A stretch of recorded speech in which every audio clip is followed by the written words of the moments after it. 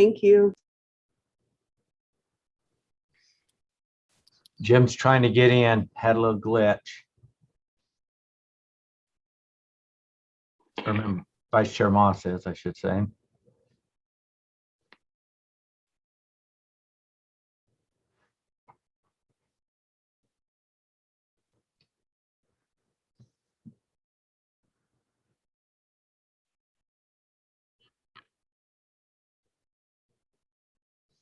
So there's, what do we have? We have 3 of our committee members. Is that what I'm saying? 4. Yeah, I think there's 4, sir, Yep. including you, obviously. You know, we do have a big agenda. We'll see if he's getting in.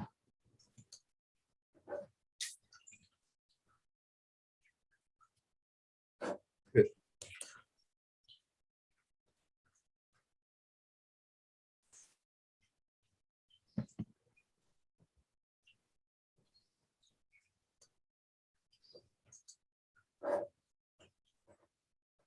Give him a couple minutes here.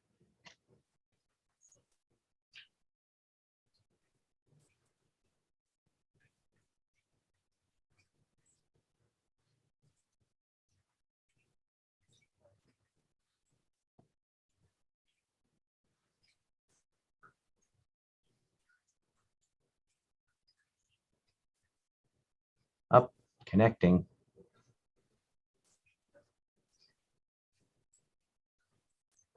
We see you. You want to do a test? Can we hear you? Member Moss, Vice Chair Moss? Morning. Good morning. Sorry, I had a webcam glitch. Not my week with tech. Good to be here. Well, I'm glad I don't have to put my tie on now. I don't even have one, so if that's the criteria, I've flunked already. Okay, do you want to get started? I think everyone's ready to go. We've got everybody. Great. Welcome. We've got a long agenda, so yeah, let's crank right in. Indirect costs. Angie was gonna go first. She's got, if I remember right, so we need to get her in and out. She's Great. got a big Thanks, day today. Thank you. Thank you so much, Committee Chair Moss. I'll go ahead and give an overall summary of this rule and just let you know that as background, a number of us at USBE have been meeting with our RISA colleagues for the last 2 to 3 months to work on the next 2 rules. So this R277424 about indirect costs, as well as R277706. And so both of these rules are coming to you today as a result of the work of those work groups meetings.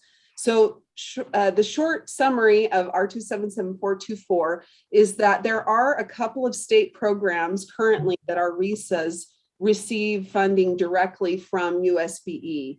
And it's the school-based mental health program, as well as our early learning professional learning grants. Those are 2 examples of state programs that our RISAs are currently participating in directly through USBE.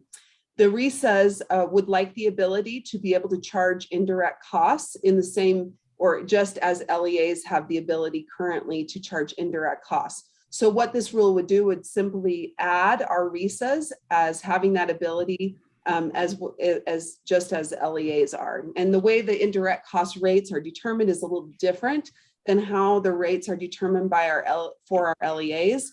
And but that's the purpose of this rule, is to provide our RISAs the ability to charge indirect costs to against state programs in which they participate.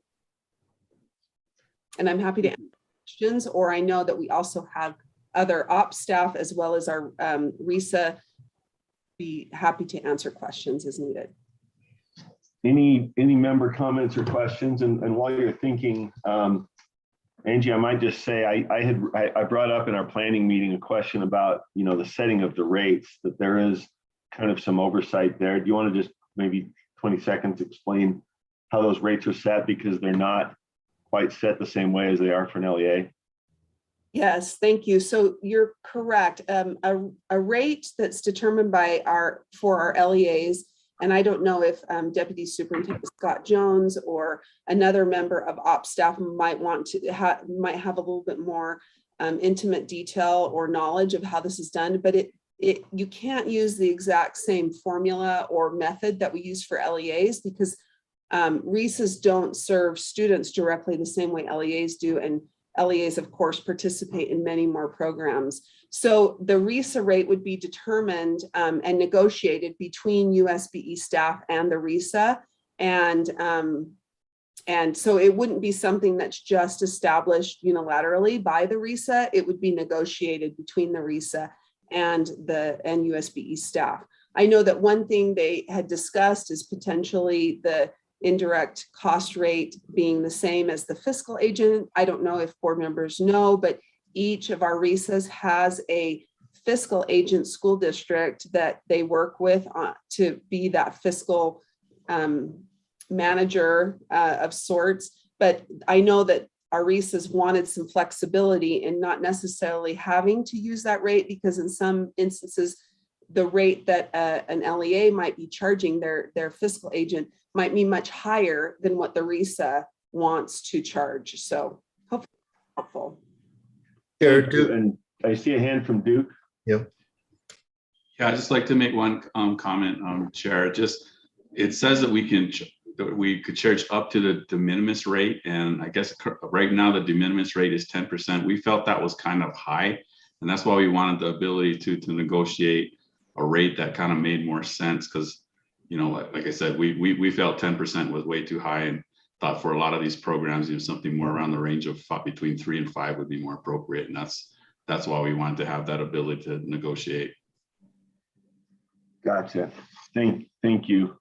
And for those who are on and don't know Duke's title, would you mind stating that for the?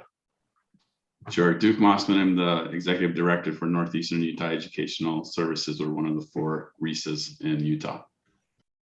Got it. Thanks, Duke. Any other member comments or questions? Seeking a motion then, if anybody would like to take it on. If not, I can move. I can move here. Oh, Stacy, I see a hand up. Sure. I move that the committee continue and approve R277706. Is this the right one? Yes. Draft 1 on the first reading and forward to the board for continuation and approval on the second and final reading. Actually, 424. I think. I'm sorry. Yeah, 424. That's why I was afraid I was looking at the wrong one, right? Regional Educational Service Agencies. So R277424. Yeah, there's 2 on RESAs. This is the first one. Okay. I pulled up the wrong one then. It's just titled indirect costs, but it relates to RESAs. Got it. I move that the committee continue and approve R277424 draft 1 on the first reading and forward to the board for continuation and approval on the second and final reading. All right, any discussion of the motion? If not, members, please vote. All in favor, say aye. Aye. Aye. Any opposed? Aye.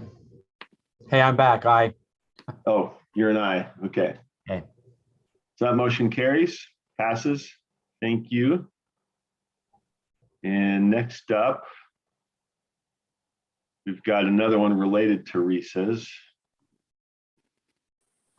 Yes, and I'll just note that on the last one, you may have seen committee members in the backup. There is the reporting burden and fiscal impact estimate. So we've now, we're implementing HB 42, I think it was, or 300. So we now have that in the backup, and that last one noted no significant impact on reporting duty or fiscal impact as well. So Angie, is the second one yours too? yes, thank you. Angie Stallings, Deputy Superintendent of Policy. I realized I didn't introduce myself last time, so I apologize for that.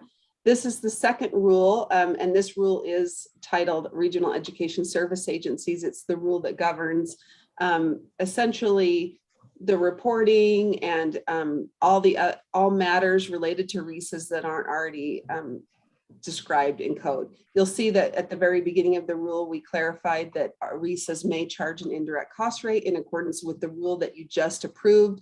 And then it clarifies a number of the annual reporting requirements and updated to what it seemed to make the most sense. An example of something that we removed in here is the requirement for our RESAs to annually provide a copy of their interlocal agreement, for example, and instead say to provide that interlocal agreement only when it is updated. If you have questions, you can see that we changed what is reported, how it's reported. Another change is, I'm just noticing here that the language that there's some language missing that we had added. So I wonder if we've got the wrong version of the rule here. I apologize. There was supposed to be some language about the superintendent, including in the budget, the RESA's information. So let me check really quickly. Maybe Vice Chair Moss, if you'd like to turn the time maybe to Duke Mossman to give a summary of why they requested these changes, and I'll make sure we've got the right version of the rule here. I apologize. No problem. Yeah, thank you. Duke, would you like to step in? Sure. So again, Duke Mossman, Executive Director at NUES. So we requested some of these changes primarily to help kind of streamline some of our reporting processes. Right now, there's about 4 different reports that we give back to USBE every year, and we're trying to streamline the process. And one of those is the assurance document. We've been receiving the same assurance document that the LEAs have been receiving, and about 85 to 90% of those items don't pertain to us. And so what we're hoping will come about by some of these changes is that we will have a separate assurance document from the LEAs, and it will, and we're hoping to incorporate at least 3 or 4, or maybe all 4 of those reporting processes into that one document if possible, just to make our lives easier and your lives easier. Because right now we send a report, just a PDF file to Scott Jones and to Superintendent Dixon for our regular annual report that's due in June. Then we have the assurance document that's also due in June. Then we have performance measures that are due to Jill Curry. And then we do our annual report to the state board typically in August. And so, and we were trying to combine those to streamline things and make the processes go a lot smoother. And so, like Angie mentioned, as part of the old reporting process, we're required to include our interlocal agreements in our annual report every year, which seemed kind of redundant to us. And we thought that it only made sense that if we change the interlocal agreement or modify it, then it would make sense to do that. We also included a little bit more language regarding our annual audits that we submit. If you notice right there, that's what's showing as the management letter, if applicable, and any corrective action. So anyway, we got some of that feedback from the financial staff at USBE. So anyway, just trying to clean things up and streamline the processes to make it easier for everyone involved. And then the last piece that Andrew was mentioning was in relation to our budget. So we receive an annual allocation from the legislature of $2 million. That's divided equally between the 4 RESAs every year. And there was some language there saying that the state superintendent would review our budget annually and make a request to the state board to see if they would want to ask the legislature for an increase for us annually. And that process really hasn't been occurring. We've been flat for the last 5 years as far as our allocation goes. And so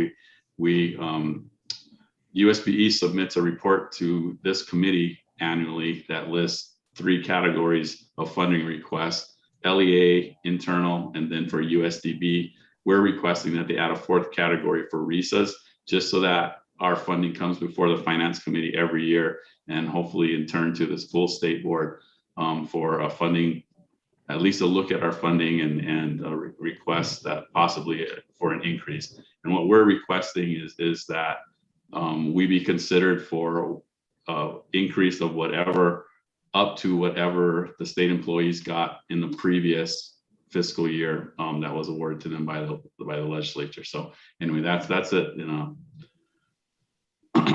Just a quick summary. And Angie, I don't know, did you find the document? Thank you, Duke. Thank you very much. And I'll just mention here, there was some confusion, as I understand it. REISs have been treated for some purposes as LEAs when they're really not LEAs for all purposes. I think part of this is streamlining to treat them as what they are, and no more, no less. Streamline that reporting duty burden, allow them to efficiently do what they do, and make sure we have transparency, but clear up some of the extraneous things that shouldn't apply to them. I'm getting that right. Angie, is there more on the language of the rule? Yes, thank you. I apologize. So the language is there. It's these lines here, 64 through 71. For some reason, we just checked and the underlining. So this is all new language. This subsection 6 here is new language. It just for some reason isn't underlined. And I was just checking with our legal assistant. The version she has is underlined. We don't know what happened, but we will make sure that these lines 64 through 71 are underlined when it goes to the full board next month. So just know that all of this language here is what Duke was just referring to, that it requires the superintendent, which is staff, which is essentially Deputy Jones and staff, to provide this as part of your annual appropriation and funding request process. So everything else is accurate. It's just the underlining on these lines. Got it. Okay, Member Hart. I love the changes that were made. I think it's much more common sense. It streamlines the process. I just really is where to be going with a lot more of our rules and a lot more of our procedures. Having said that, unless there's I'm prepared to make a motion. Please do. I'll just make one comment as I look at this. I mean, part of what REISs do is provide efficiencies, and therefore it can be very cost efficient to fund what they do.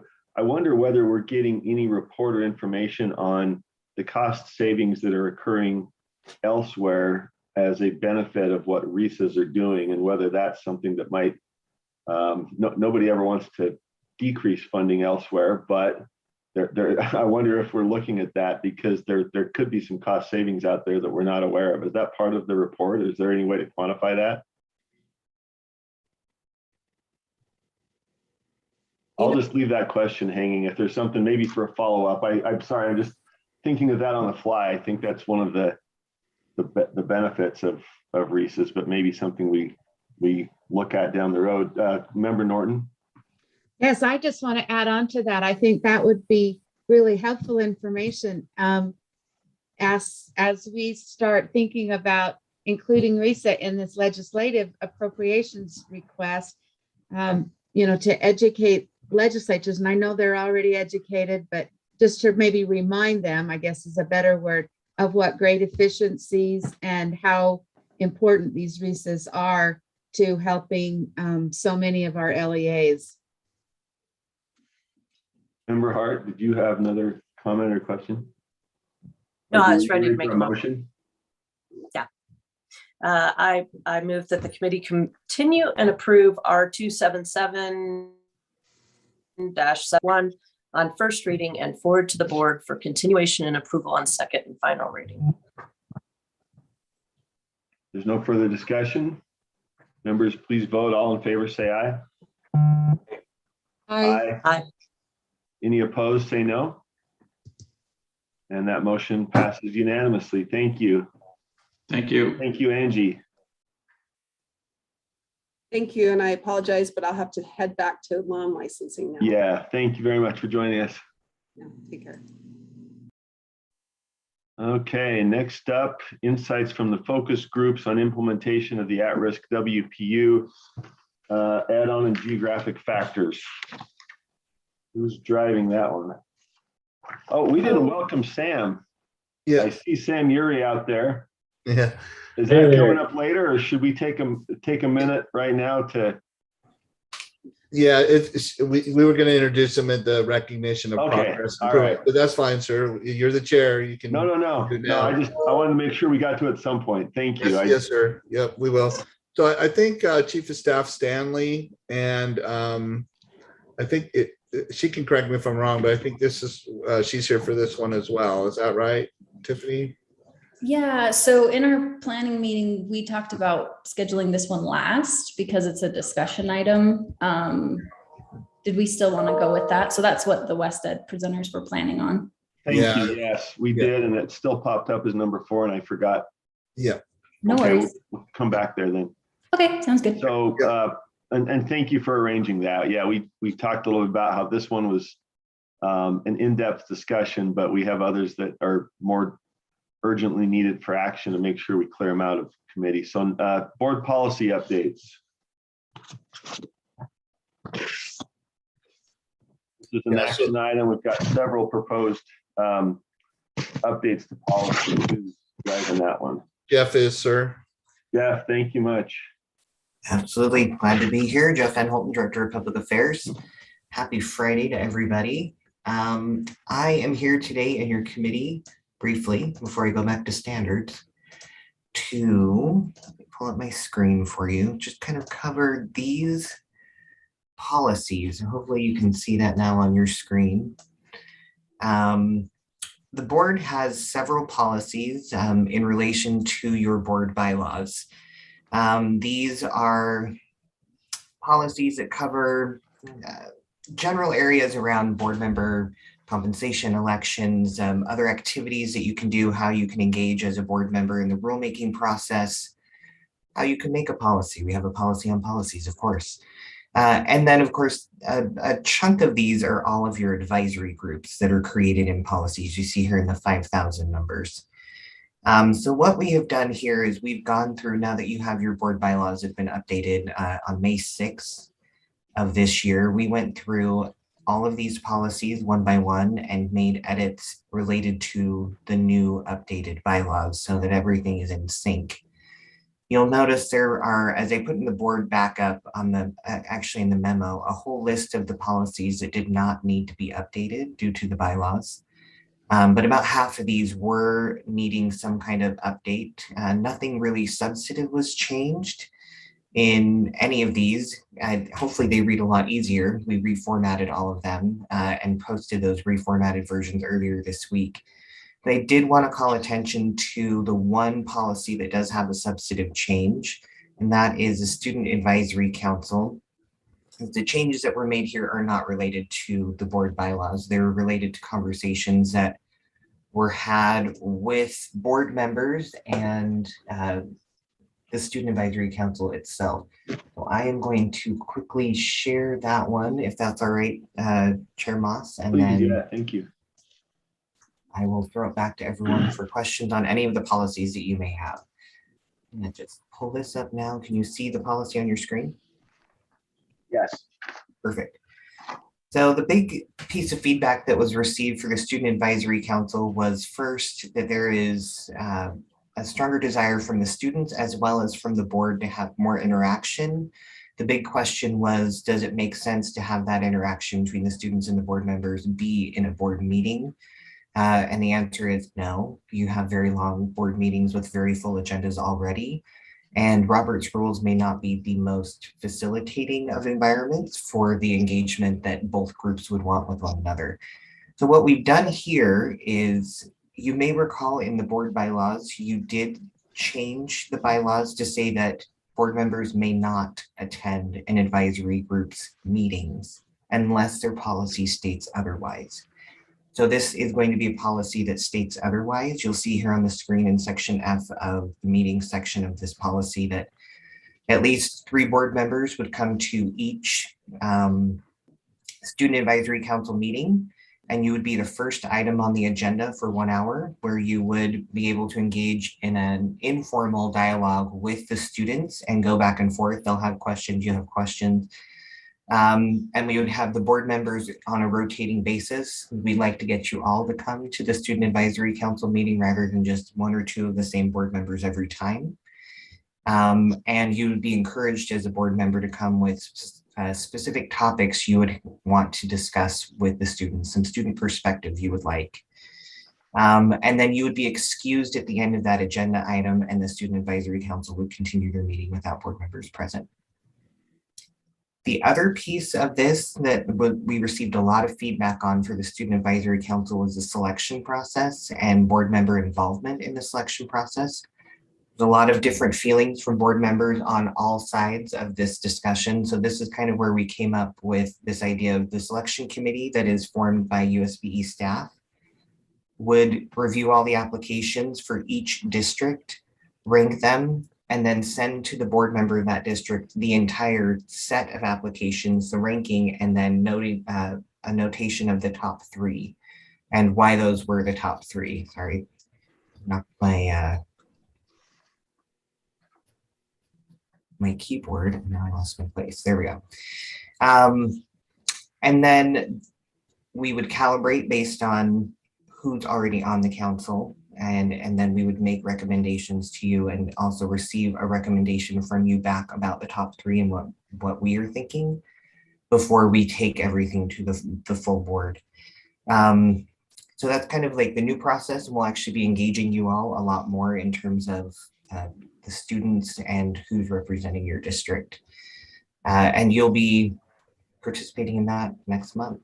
We are sending out the application after this meeting, and we will be moving forward, assuming that the board will approve this process so that we can try it out and see how it fits with the board's desires. So that is the Student Advisory Council substantive changes that really don't relate a whole lot to the board bylaws. And then you have all the other policies that we reformatted and made some changes in accordance with what you approved in May. So with that, I'll pass it back to you, Chair Moss, and take any questions. Thank you very much, Jeff. I do see hands up from Member Hutchings and Member Norton. Great. Yeah, I do have a quick question, though I do need to say I'm still trying to understand the exclusion of board members from some of these advisory committees, but that's not what the question is today. And I do appreciate the inclusion of board members outlined in this. My question is about agendas. Do we have access to agendas and minutes from this meeting? Because if I would love to attend and I would love to have a topic to talk to them about, but if I don't know what they're working on or talking about in their meetings, then I wouldn't feel like I would have anything to bring. So, and I'm looking at the website and right now Student Advisory Committee on USBE, and I don't see agendas or minutes here. Is that something we could have access to so we can come prepared when we do visit these meetings? Yes, thank you for your question. To that one? Oh, you're fine. I'm going to point out here at the bottom of this policy, we added in that this policy is subject to policy 1004. 1004 is the policy, the umbrella policy that kind of lays out the rules and the lay of land for all of your advisory groups. And in that policy, it states that agendas as well as summaries after the meeting are supposed to be sent straight to the board members. So you would be emailed an agenda previously before the meeting, and then you would receive a summary write-up of everything that the council covered. You should be receiving that for all of your advisory groups currently when they do meet, because they're all subject to this policy. So I'm seeing some shaking heads. So I may need to sit down with some of the staff that oversee these groups to remind them that they need to send the agendas before and the summary after every single meeting that these groups have, because that is part of that's not new, and that is not in addition to policy 1004, and all of these groups should be subject to it. Thank you. Yeah, that would be very helpful. Member Norton? Yep, I've got a couple of questions on a couple of different policies, but they're pretty quick. So first of all, in policy 1004 on advisory groups overall, it talks about outside advisory groups and board advisory groups, etc. And I have a question up there in section 1 on outside advisory groups, and it's on letter B. First of all, can you give an example of one of the outside advisory groups? Sure. So an outside advisory group would be one that is required for you to attend by statute typically, or by some other, if you have a rule that you've assigned yourself to, you can do that. So an example would be the High School Athletics Association. You have board member Straight is a member that represents the board on that group. They're not a group that you control as the board, so they're considered outside, but the board has a seat on their board, if that makes sense. We Okay, have several groups. I think every one of you have one or two that you sit on. okay. And those generally just continue on in perpetuity and we just follow their rules, correct? Correct. Okay.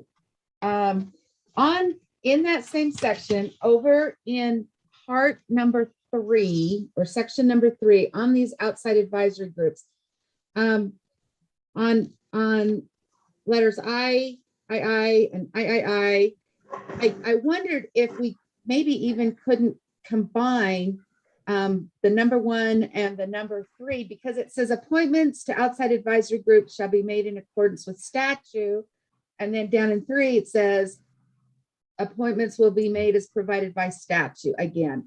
So I kind of thought, that seems to be redundant. 3 says statute or board vote. So I don't know if there's a difference between by statute and then statute or.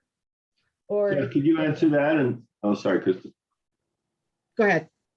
Is that something you could answer, Jeff? And then Sure. Member Norton, maybe we're looking at a possible amendment. I was just going to say that sounds like a very great amendment. I'm not seeing how that would really be different. It's just pointing out one says statute only and one says statute or by board vote. And I think combining it would make a lot of sense. We could reduce this by 2 lines, which would be great. How is that reduction? Jeff, if I could ask a related question, I guess maybe just to clarify, we have outside groups that we're appointed to. For example, I'm a member of the Talent Ready Utah Committee or whatever we're currently calling it. It's got a longer name. That's not so much an advisory group to the board. It's an outside committee with ties to the governor's office and DWS and a lot of things. I've lost track, just going back to the question of examples.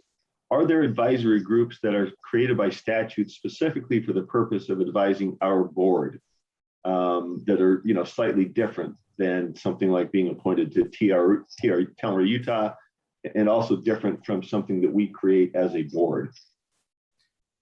Thank you for that question. Shooting from the hip, I would say no. You don't have any that are directly created in statute that are exclusively for the board. You do have several that are created in statute that are more of an education bend. So your voice is far more heavy in those meetings, if that makes sense. So one that I'm thinking of is DWS has the Early Childhood Education Commission. And we occupy a lot of seats on that particular commission, although it is actually ran by DWS and reports to the governor. And the governor is actually the one receiving the advice from that group versus the board. So I don't think there's any that actually are created in statute whose purpose is to turn and advise the board. All of those are currently created by the board in board policy. I reserve the right to be wrong, but I can't think of any off the top of my head. All right. Yeah, thank you. And I don't hear from any members of this committee. We're all on committees, but I think they're all either something where there is that nexus somewhere else, or they're exclusive to us, like the student committee, so that we have more direct oversight. And I guess one question there would be, I understand that when we, are appointing people to these outside advisory groups, it might allow us, the statute might allow us to choose by board vote, or the statute might specify something else like the superintendent appoints or the chair appoints. And so I guess if we're looking at clarifying 1 and 3 here, but I don't know, is there a proposed amendment? Member Norton, were you going to propose language to combine these two? Yes, I will. Before we do that, how was item 2 fit in with that? I don't know that I understand what item 2 is even saying. Recommendations for appointments from the advisory group, board members and staff will be considered by the board. So that's essentially saying that the group, so as board member Moss mentioned, he's on the Talent Ready Utah advisory board. they could, as a group, recommend that they want Stacy Hutchings to be the board member to represent. And that could be something that could be considered by the board in terms Okay. of like identifying a specific board member. Okay, I'll make a motion that we amend policy number 1004 to combine section 3.1 and section 3.3 to read appointments to outside advisory group shall be made in accordance with statute or by board vote in an open meeting of the board.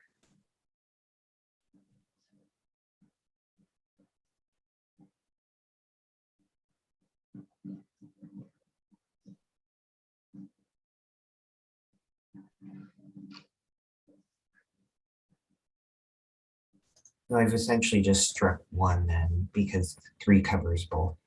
Okay, good. Could someone remind me, when we're not moving just on forwarding it, but rather an amendment, do we need a second? No, Okay. Discussion to the proposed amendment. I have one question, and that is, I guess, could this be read as giving us the option to appoint by board vote where the statute requires something else? I think the intent here would be that we follow the statute if it tells us that, or perhaps just a question for Member Norton, would this be intended to allow us to appoint by board vote if the statute says it's appointed by the chair, the superintendent, or somebody else? Yeah, I think that's a good point. I hadn't thought of that, and I'm liking what I'm seeing being typed right now. Yeah, me too. That makes more sense. Any other questions or comments on the proposed amendment? If not, board members, please vote. All in favor, say aye. Aye. Any opposed? That motion passes on the amendment. Thank you. And I still have one more question on this entire packet, and that gets over to policy 4002 on the advisory council for the Utah Schools for the Deaf and Blind. Could I raise a question on this one, Member Norton, and then come back to you on that You one? bet. Great. Sorry. No, perhaps while we have up 1004,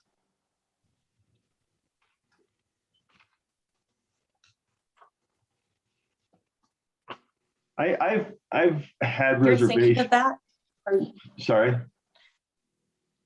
Can I just, while you're formulating your thought, can I just have someone remove the extra C from that rule number 4?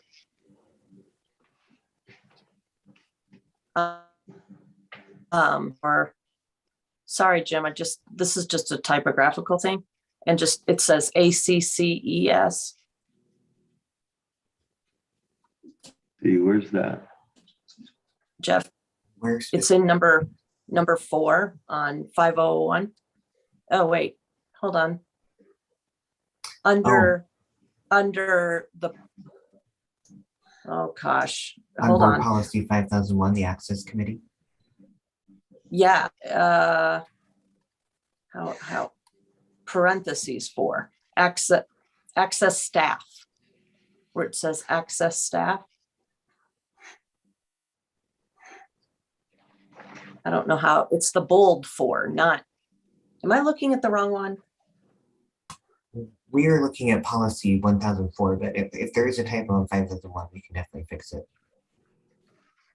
It's policy number 5001. Yep, And it's on page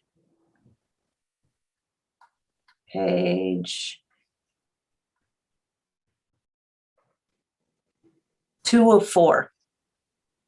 How is that 3 of 3 and I have 2 of 4? Okay, I'm in the wrong place clearly. He's on I'll- 104. And I think you're looking. Oh, I'm sorry. Never mind. Never mind. I do have on the screen the typo. Does that look Oh, you correct do? now? Yeah. Cool. Thanks. And we'll jump back to 1004. Chair Moss. Yeah, thank you. And I don't want to get us bogged down. We've got a lot of financial budget things to cover, but I do want to share, and I think these will be the subject of some, discussion more broadly at the board level.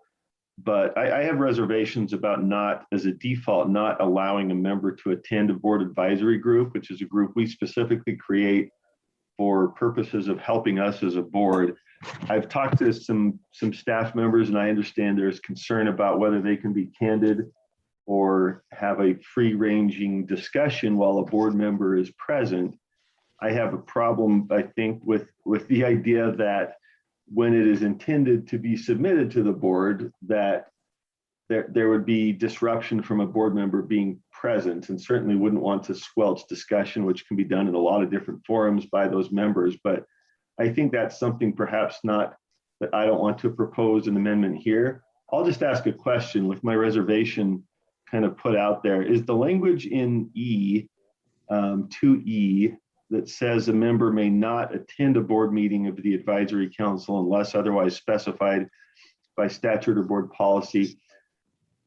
And forgive me, I understand, talking with Vice Chair Belknap, that many of these changes to policy were proposed here to bring them in line with our bylaws, but they're not necessarily a word for word replication of the bylaws. And so my apologies for not looking this up, but is this language in E pulled directly from the bylaw? Do we know? Is that something that we already approved in bylaw and it's now just transferred to policy? That is correct, yes. The Okay. changes where it says otherwise specified by statute or board policy came straight from the board bylaws. Okay, thank you. And I think that's something that some might want to revisit at the board. I'm not going to take time for an amendment here, but I wanted to clarify where that came from. My other question was similarly on B, 3B, where the outside advisory groups were changing from will to may be invited to report in person or annually. And I apologize to make this kind of a pop quiz, Jeff. I understand I should have looked this up and I don't want to put you on the spot. Do you know if that one is also just pulled directly from the language of the bylaw? That one was not pulled directly from the language of the bylaws. That was a conversation of, do we do this? And the answer was no, we do not do this. We do not typically have the outside groups coming annually. So to say annually and to say will was forcing a practice that you have been violating for quite some time. So we just made it compliant with the way you currently do it. So my question would be is if we have an advisory group created, but they're not regularly reporting to us, at least in writing, if not in person, is that something that we should instead change our practice to make sure that's happening so that the advisory group fulfills its function of advising us rather than being kind of floating in perpetuity where perhaps we don't get the benefit of what they're working through. I'm curious other members' comments though. Member Norton and Member Hart, did comments to this one or to other policies? I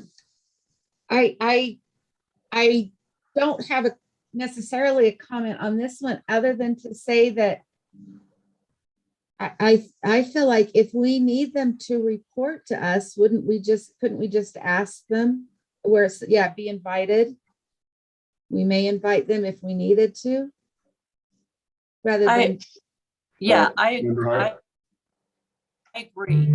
I think it's a good change. If we're doing our due diligence and reading the agendas and minutes, then we may want to ask them to report in person or in writing, but I don't want to say that we will do it unless we decide that it's absolutely something that we want to put into our procedures. So I personally like that change. It gives a little bit more flexibility. Chair Hensman?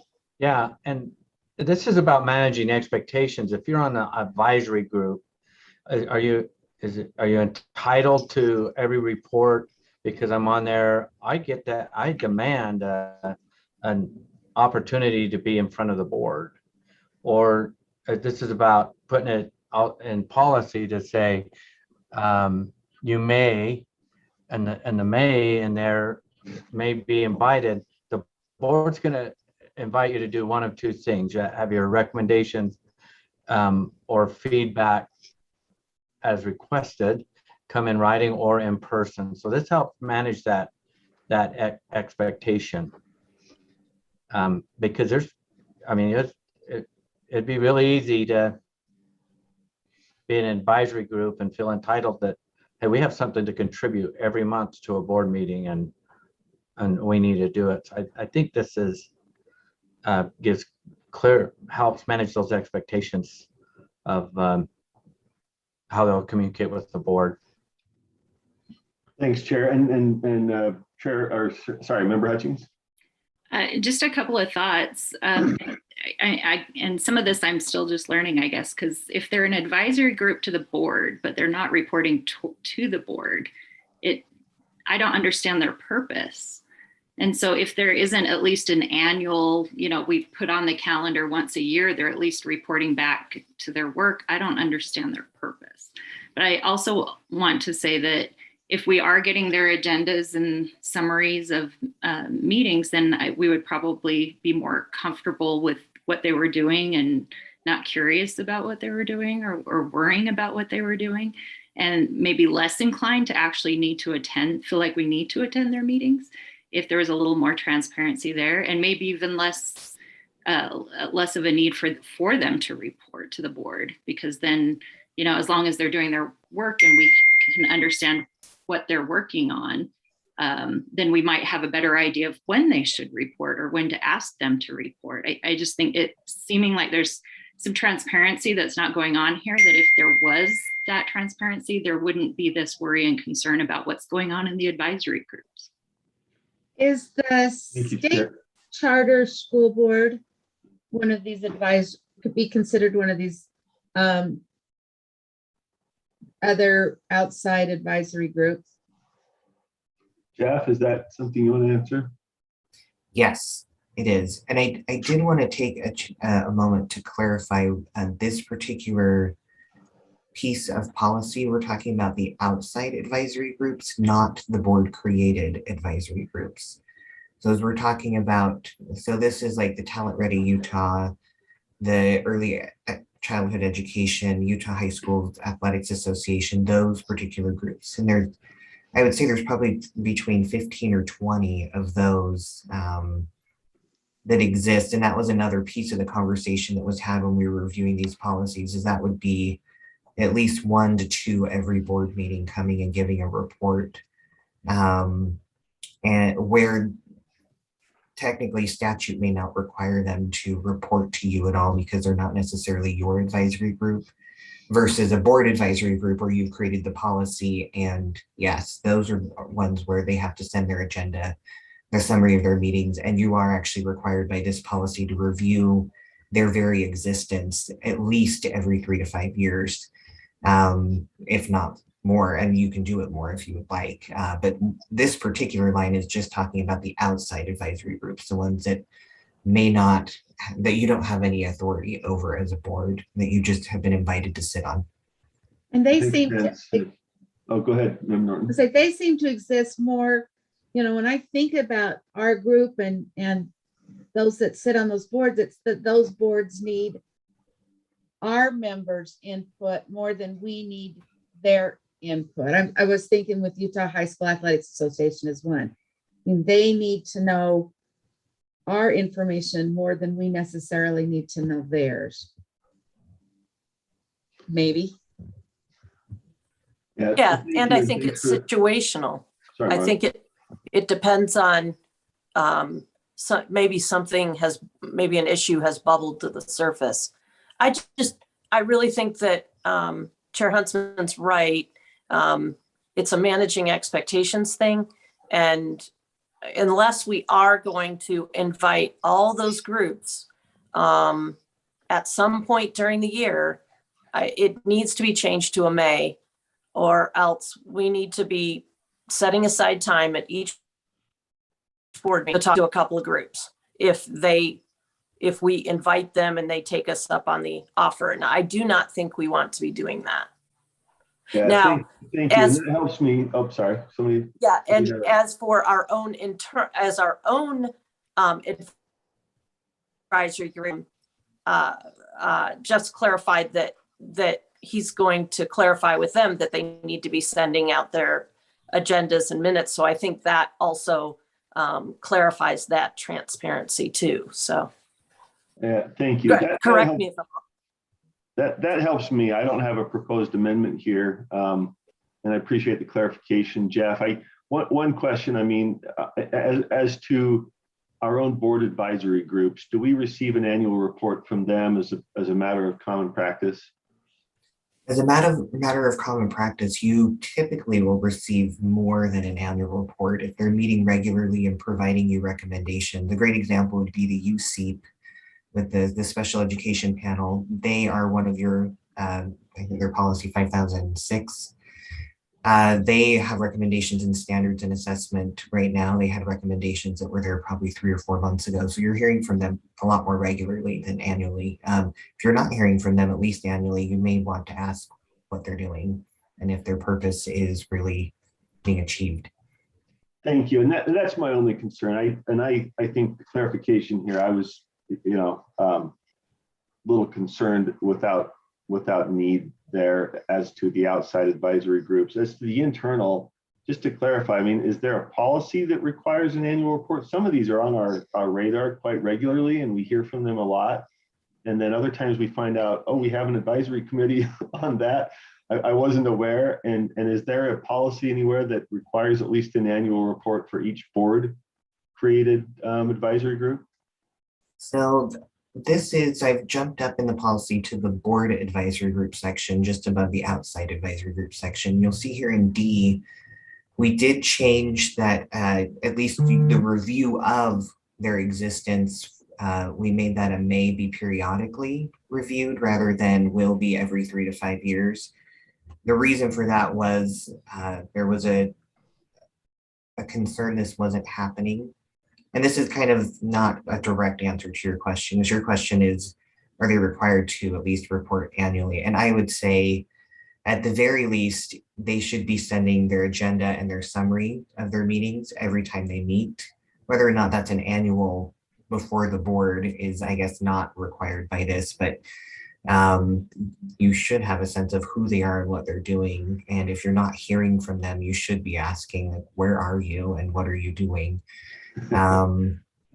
But no, to answer your question directly, there isn't anything here that specifically states that they must be before you on a board agenda once a year at least.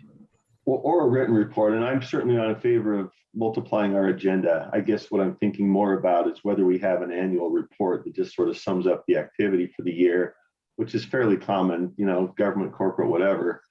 And that might be something to think about. But I see other hands, Member Norton and Chair Huntsman. Okay, and to follow up on what Jeff just said, I did a search earlier this week through my emails, through my email to see, and the only one I was regularly receiving information from was Trust Lands. My last question on all of these was on policy 4002. This is a question probably best directed to Director Van Holten, and that was, I'm wondering if we need to revise or amend, and maybe we don't, the purpose of the advisory council, as yesterday was brought to our attention that this group had changed to allow that advisory council to also act as the community council for USDB. So I just wondered if, since we're updating these, if that it should also be done for this one as well, for that as well. That is, there's a lot to answer for that question, and a lot of it And maybe relates it to needs to be another day. Yeah. It could be, but the short answer is because the way that the membership is chosen for either group, One group votes for their own individual members, and the other group, this group here, is appointed by the board. And so there's a question of how does that work when they're the same body? Are you allowing essentially one group to appoint their members as a school community council, and then you as the board forego your power to appoint the advisory council members, or vice versa? Does this group forego its power to vote on its members because you, the board, are appointing the members in a different capacity for a different role, and they just kind of have to? And Stick isn't with it. community council like by statute that it has to be a vote? Correct. So essentially you would have to, if you allow the groups to be the same, you, the board, would be ceding your power to appoint individuals to the advisory council because your policy would violate statute. Okay. In effect. So we're not going to address that one right now. That is something you as a board It's my do need guess. to address, and you have not yet. Yeah. Any proposed amendment on that, Member Norton, or we do have other hands, but you want to reserve on that? Could I just add to that super fast? Corrections? Yes, please. There is an allowance for charters to allow their governing board, if it's a majority of parents, to also serve as their trust lands committee. But for the schools of the deaf and blind, it may be totally different because it's a community council, which is a bit of a different entity than a trust lands council. Gotcha. Chair, I see Chair's hand up. Chair Huntsman.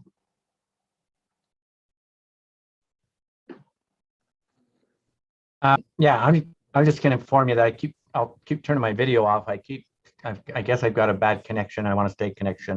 That's all I was going to say. And then also, do we have a motion on the table? I've lost track where we're at. We don't. We had we're talking other things. I'm like, okay, where are we? I don't. Yeah, we've bounced around, and I should get us back here. I know my member Hart has a hand up. If there are, we've sort of been going, a couple of these specific policies, the Student Advisory Council generally. I was going to ask about any amendments or questions on others, and then bring it back for a vote. But Member Hart, did you have a? Yeah, there's no motion, and we're just going through the, there's a lot of, this is kind of like an omnibus kind of thing where there's a ton of policies here. So going through each policy at a time and making an amendment, is that correct? Well, I think yes, we're going through each policy, and if there's any amendments to be made, then they've been. But my question is just a procedural one. If I have a problem with perhaps one of these things, but I know that it's because I have a problem with the bylaw, do we change it here, or do we wait until, or do we bring the bylaws back? The bylaws are not on the agenda. Procedurally. So this is all the work that was put into this is to get us in compliance with our bylaws. Right. So to be in compliance. Do I approve these and then go back to the bylaws, or do we not approve these, which may then cause a conflict with a bylaw? If you choose not, you have an opportunity before you to get in compliance with the bylaws. If you have heartache over the bylaws and you put your vote into policy, then vote no. And then it goes before the full board. No matter what happens, this will go before the full board. So it's in finance committee, and we're moving these forward to be in compliance. Our bylaws, to me, are just like statutes until we change them. So this is about having policies in alignment with our bylaws. So if we change our bylaws and it affects our policy, then we bring our policies back and bring them in alignment. Is that okay? But the problem is that I don't want to hold up all of them because there's only one that I have a problem with. So then I could vote yes, but then try to get the bylaws onto the agenda in time, correct? Well, you can, right now, if you act on all of them, that's one motion, or you divide the motion into each separate one, and that's what that Vice Chair Moss would navigate. But right now, there's not a motion on the table where you're just amending this draft, preparing for a motion. Normally, Thank you. I mean, Oh, sorry. we could, technically, we should have all of it on the table, but we don't. We're just working it a different way. Thank you. Okay. Yep, Member Norton, your hands I up. was ready to make a motion when you're ready. So let me just ask one question for board members. We do have a number of these in which the changes, as I understand them, were made to conform with bylaw. There are a few occasions on which the revisions are not necessarily tracking word for word a change that was already made to bylaw. And we covered one of those, I think, in 1004. There are, I think, I've heard from members of this committee and other committees, a desire to perhaps revisit, one or two questions in the bylaws, which are also affected here. I wonder if it would be inappropriate to defer a vote for a question of comparing directly these policy changes to bylaw as another form of redlining, just so we know whether we're doing this only to bring them in line with the bylaws, or whether they're separate proposed changes for other reasons. I think some of those have been expressed. I'm throwing that out there. I know we've got a lot of budget stuff to cover.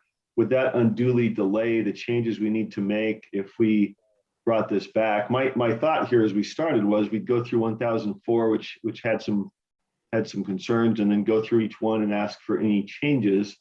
But I guess that's not so much a Robert's Rules proposal, just a request for feedback. Do members feel like it would be worth that kind of review, or prefer to move forward and take votes on each of these and move them on to board action for full discussion there and related possible reconsideration of bylaws? Any thoughts, Member Norton?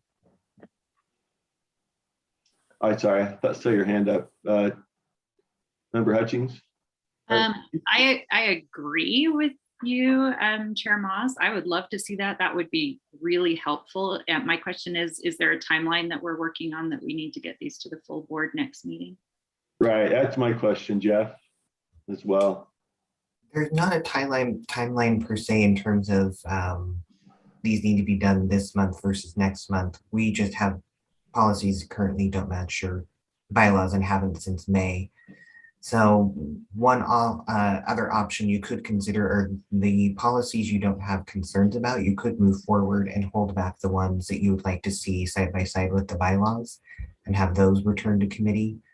That way, at least some of these are moving forward and made compliant with the bylaws and sections of the bylaws you probably don't intend to change anyway, rather than holding the entire package. But that's just an option to consider as well.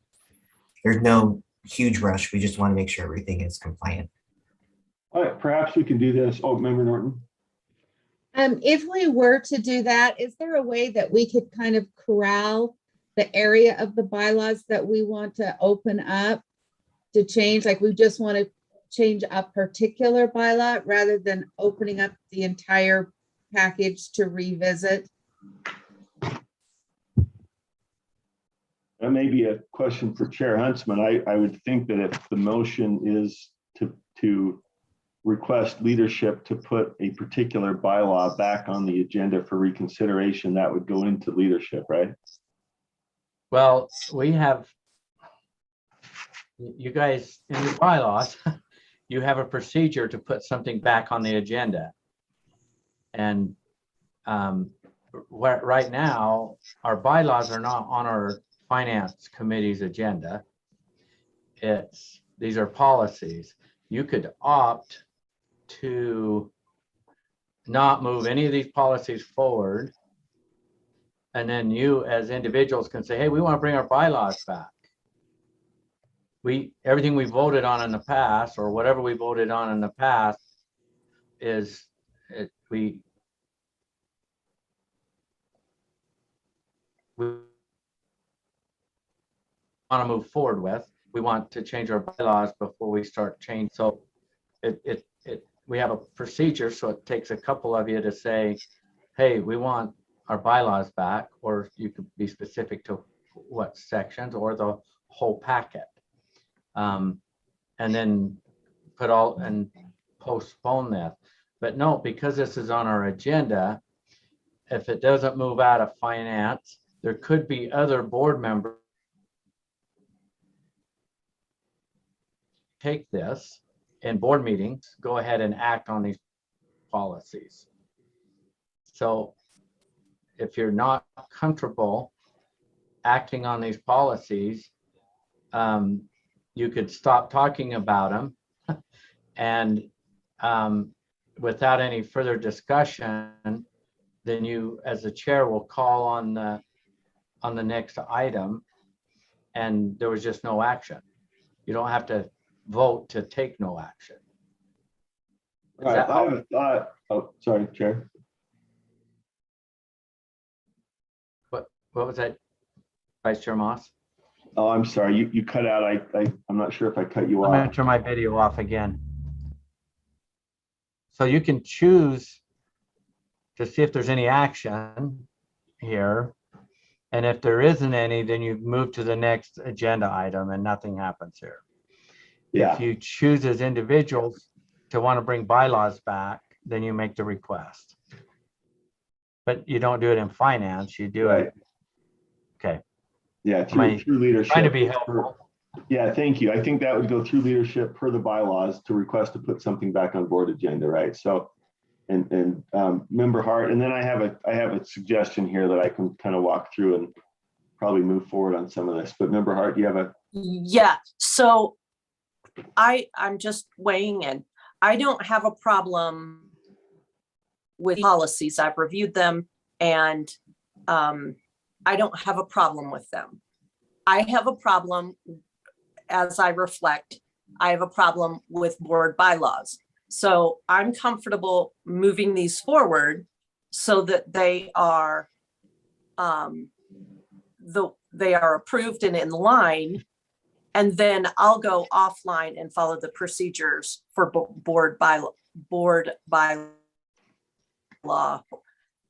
We also could just ignore it, well, just move on and deliberate further. So those are our two options. I'm not in favor of splitting them out because quite frankly, I just don't think it's a good use of time right now. So that's either move them forward and deal with the bylaws later, which is the real problem in my view. Or if we don't like some of these words, then we can just, my other idea would be to move not to move on these. I just don't want to split them out. So that's my 2 cents as a member. Oh, I was going to suggest, unless there are further comments, we haven't gone through each of those, but I think everybody's had an opportunity to address those that they have problems with, right? And so, I appreciate the need to move in a timely manner. I think there is something about these where we as finance have been able to take sort of a deep dive, but it's something on which every board member will have an equal kind of feeling about these because they're not unique to finance. They're in finance and it's a good opportunity for us. So I think probably everybody's going to want to weigh in and possibly reconsider bylaws. My suggestion might be this, is that if anybody would like to defer, perhaps I'd welcome a motion that if anybody would like to defer consideration of one of these, kind of treat it as something like a consent calendar. Chair, tell me if I'm off base here, but if we basically just ask if anybody would like to bring a motion to defer on one of these particular policies until next month, we could pull that one off, and then we could entertain a motion to pass the rest of them through for board consideration. So since we're in committee, that's not, the most formal suggestion, but I'm throwing it out there. Chair Huntsman, any thoughts on procedure Well, there? yeah, and I think it was Stacy that didn't, if I remember right, it might have been Stacy that wanted, am I muted? Can you No, hear we me? got you.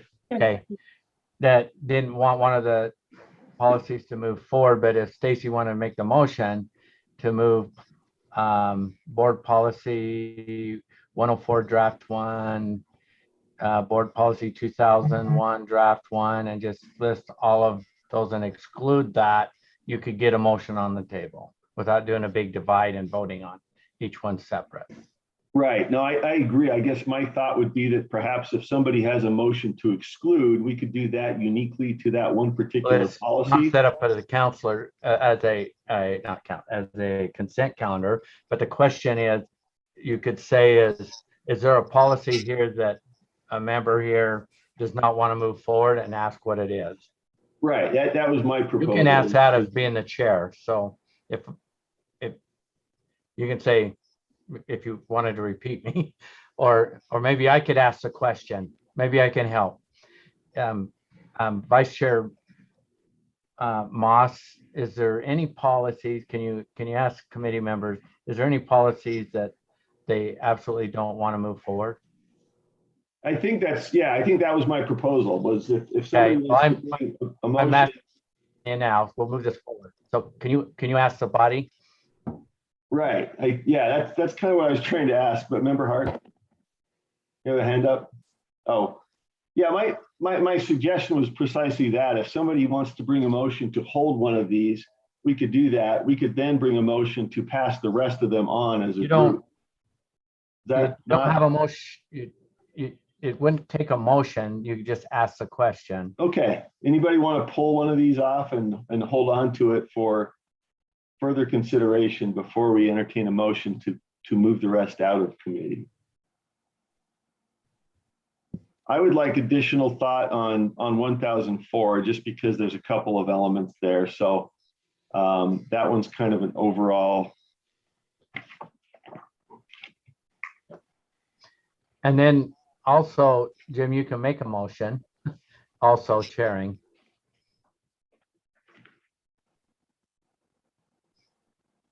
I'll gladly make a motion if we're ready.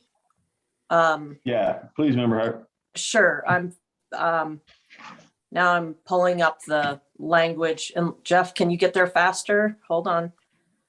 I've got it if you want it. My motion is to, that the committee recommend the board approve amendments to board policies 201, 202, 203, 3001, 4001, 4002, 5001, 5006, 5007, and 5008, and hold back policy 1004 for further consideration. Perfect.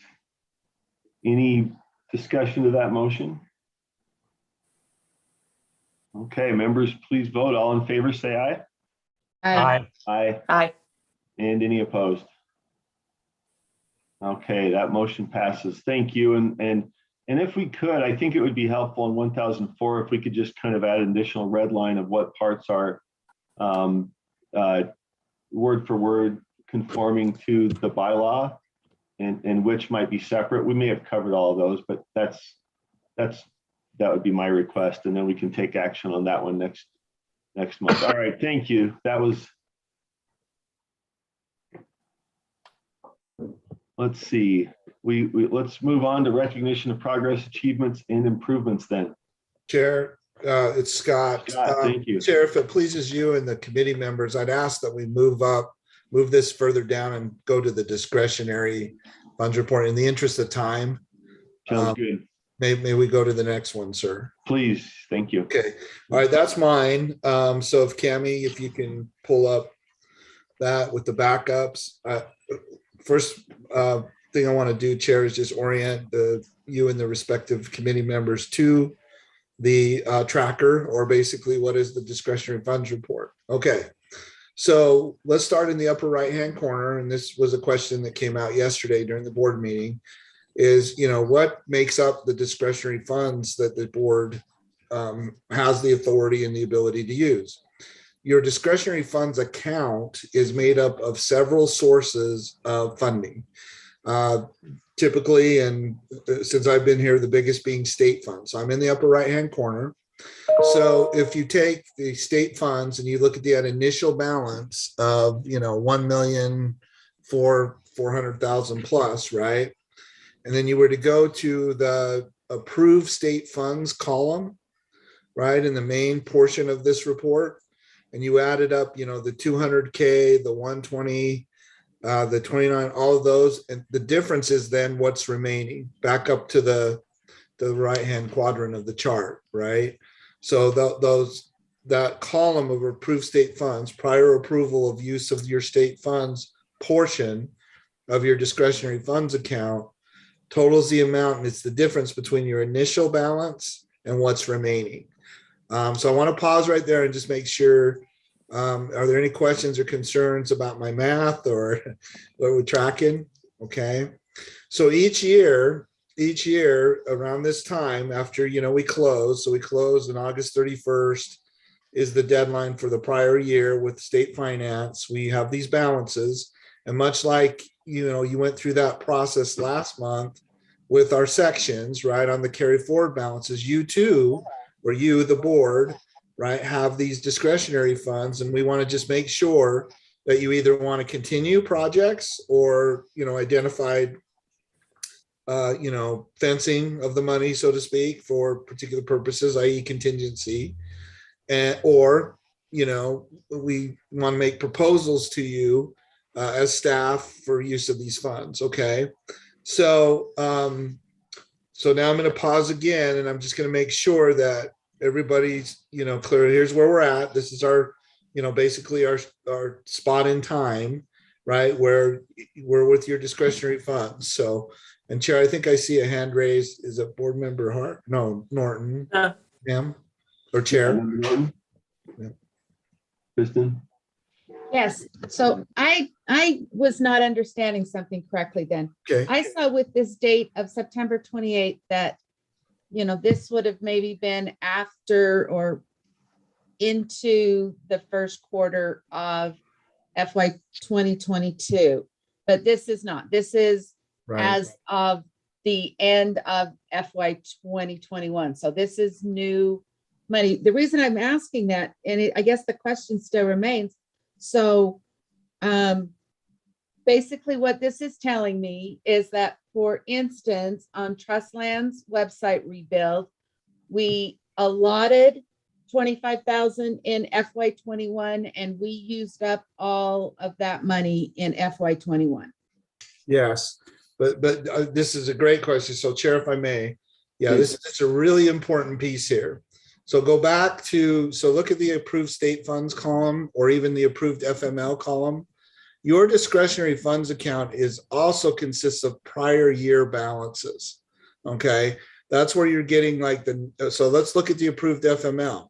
See the 19 PRFM, 20 PRFM. Okay, that coding right there is a culmination of prior year funds that make up that initial FML balance in the upper right-hand corner.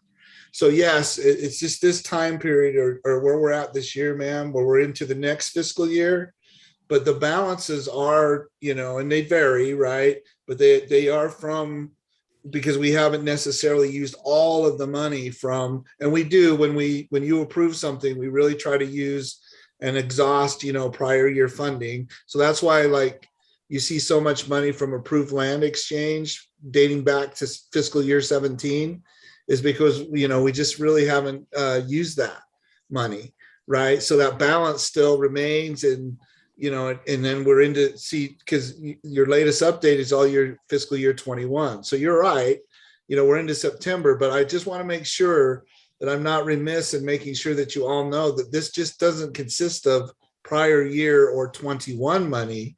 It also, it still continues on with balances, or with funding that we put into your discretionary funds account allowably and rightfully so from prior years in those funding categories, state, FML, land exchange, things like that. Does Chair Moss, does that answer Board Member Norton's question? Yeah, Kristen, does that cover it?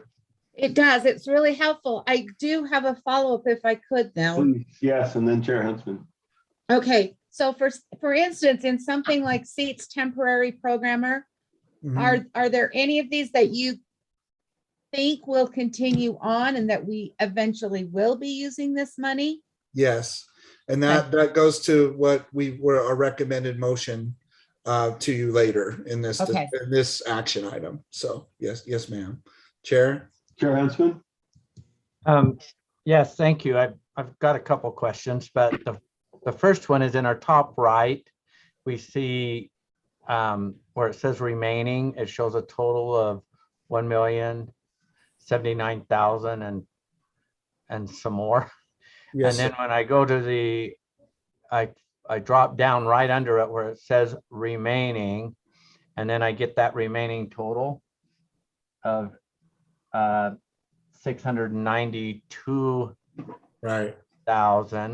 Can you speak to why that's different? That's my Sure. first question. Then I have a follow-up. Yes, sir. So Chair Moss, to answer Chair Huntsman's question, you'll see a difference in the upper right-hand quadrant remaining, and then, that total that you're seeing there, because not all of the money in the upper right-hand quadrant has been put into projects, right? So the projects list, right, is cumulative of what has been priorly approved by the board, but it doesn't necessarily have all of the money up in your balances applied in here, right? So the remaining balance in the upper right hand quadrant is higher than what's in your main thing, because we haven't pulled all that money down into projects. Does that answer Chair Huntsman's question, Chair Moss? Well, it can be a little bit misleading, because you say to yourself, okay, what's left in the bucket? Is it 1 million, or is it the 692? Right. Well, in total, yeah, I see what you're saying. In total, the remaining amount is that amount up there, but then the sum total of the remaining column in the main portion of the chart is just what's remaining by line item, and by two. So yeah, that 622 will never match what's remaining up in the top. It's part of that balance. So basically there's $1 million that hasn't been applied yet, roughly, two projects. So it's right? there's two different meanings there. This is what's remaining of the spend, and the other is just what's there. And so today is like Vice Chair Moss, if I might add, we could quickly go through our project list, and as just what was stated was like on the seats temporary programmer. Do we have a recommendation with that? I'm dropping down to the Director of Equity, Diversity, Inclusion position. There's only 100. Am I reading that right? There's 108. 108. Or let's see. And if I remember right, that came 102, from Federal Mineral. I'm trying to remember where that came from, but is that something? Is that to continue to be used in that? Right. So Chair Moss, to Chair Huntsman's question, I had sent you, Chair Moss, and Chair Huntsman recommended motion or a list of those. Cammie, do you have a copy of that you could pull up, or I probably should have sent it to you, or right here. So this is just a proposal, but to go directly to Chair Huntsman's question, it's number 7. We're recommending or proposing that you, the Finance Committee, recommend to the board that remaining 108, and change of FML go back up into your upper quadrant, go back up into your FML for use at a later time, should you identify that. Does that make sense, Chair Moss? Or did I answer Chair Huntsman's question? Yes, you did, and I'm having internet problems, so Oh. I just wanted to make you aware of that, so I may Sure. be dropping in and out, so Okay, I Thank you, might Scott. be to Yeah. that point. yeah. And So if I could just piggyback very briefly, sorry, the amount then that is actually not, sorry, let's see. The amount that is not obligated is the 692 then, correct? I mean, if we're looking at the funding that is available for allocation and has not already been allocated for projects, that's the 692 figure at the bottom of the spreadsheet. okay, so let's try this. So how about you guys have calculators? Let's pull your calculators out. Let's try this, if I may, sir, if I may. Okay. So add up the remaining in the upper right-hand quadrant. Let's check our numbers here. So that 1 million, that sum total there should be the total of the three amounts up above. Right. Did everybody see that? Okay, so now take that total there, that 1,709,000, right? And minus scroll down, Cami. Scroll down to the 6. Now minus that out. Okay. Now is that amount that you got, isn't that amount the same as the total of the three combined? Do you see that? Does that help, or am I confusing it even more? Which three? Yeah, so go back up to the upper right-hand quadrant. So see, we're saying there's remaining in state funds 790, there's remaining in FML and remaining in land exchange of money that has not, it's all the remaining is a combination of that sum total, right? Do you see what I'm saying?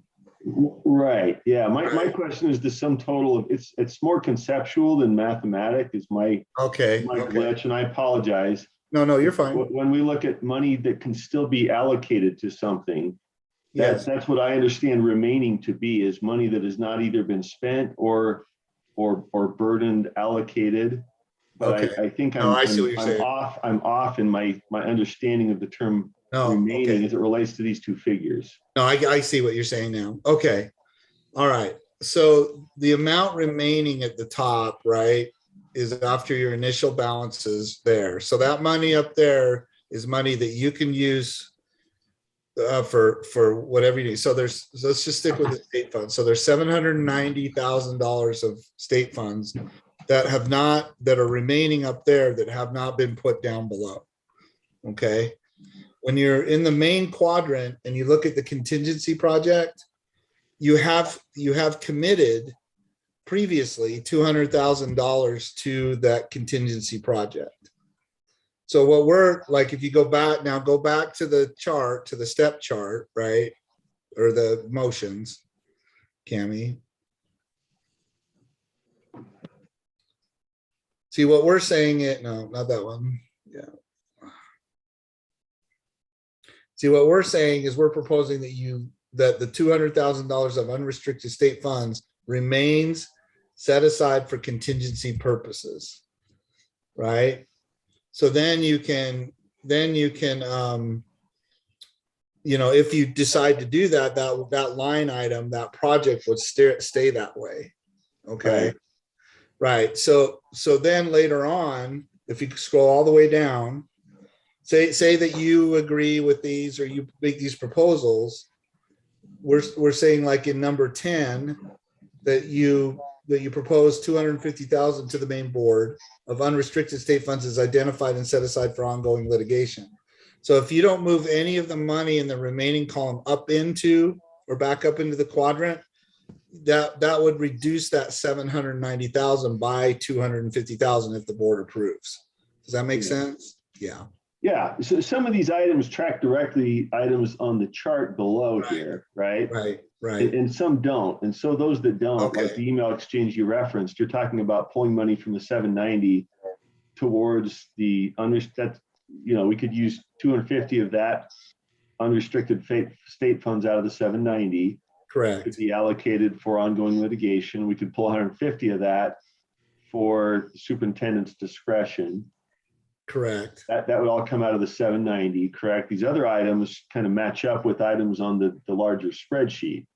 Right. And so, okay, so those all make sense. I was still just kind of not sure what the tutor, going back to Chair Yeah, we can. Huntsman's original point. Yeah.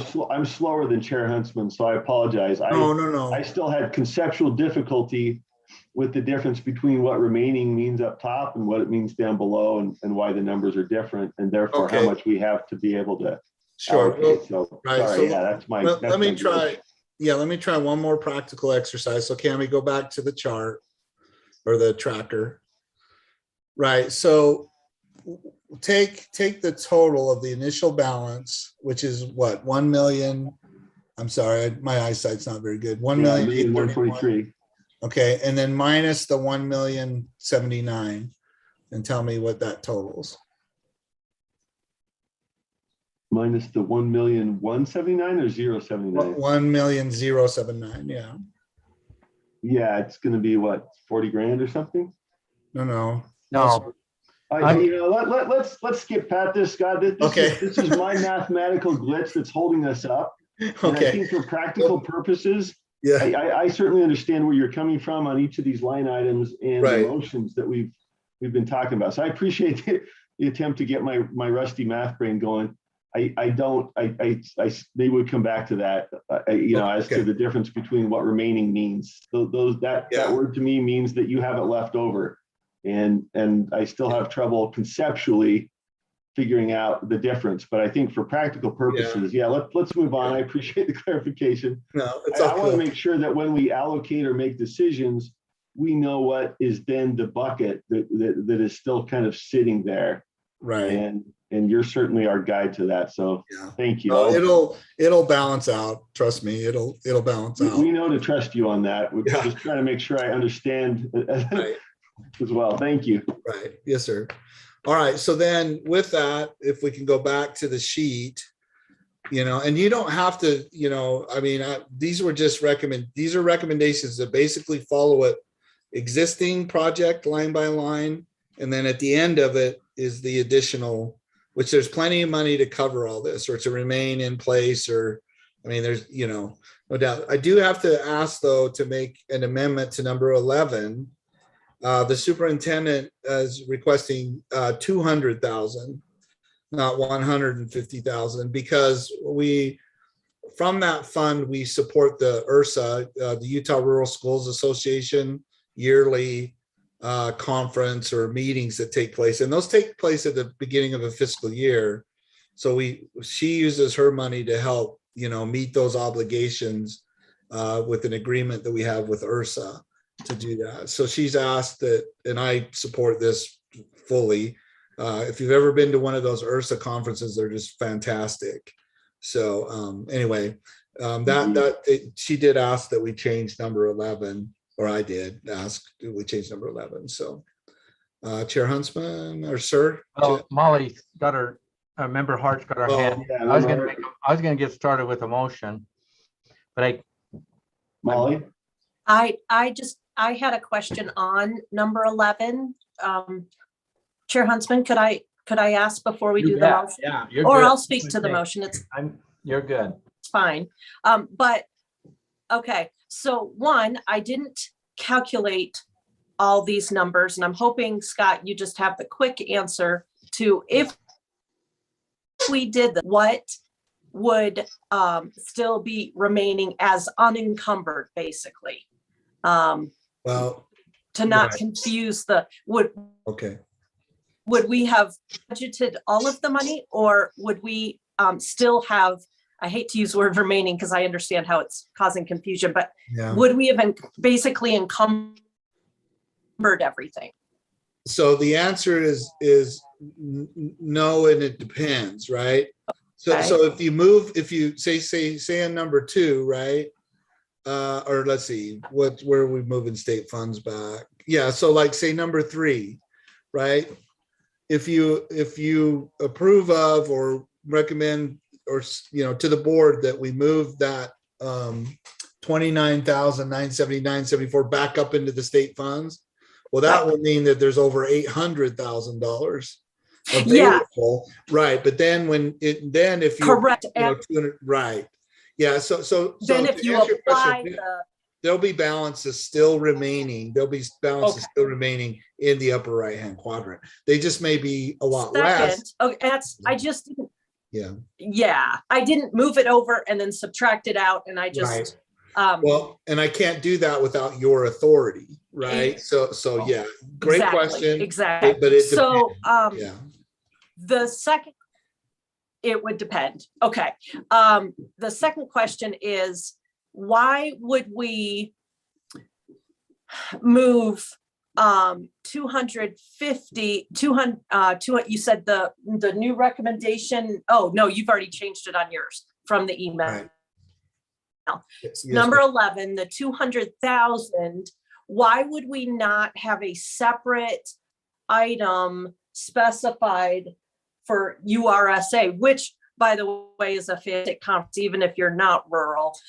Why would we not do that so that we can track what maybe in the future we would need to do for URSA? We can do that.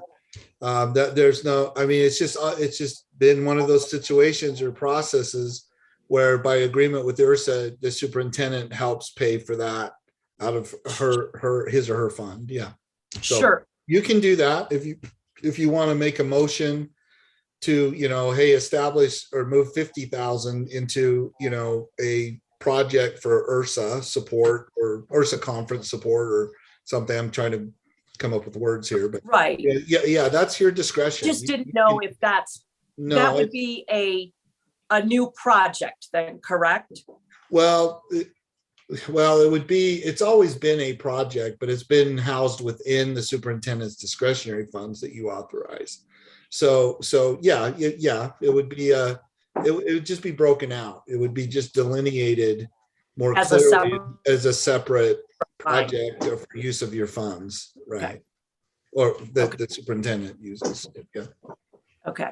I see Chair's hand up, but I just like to piggyback briefly on that as well. Are there other things that are normally just kind of routinely done with that discretionary money other than URSA?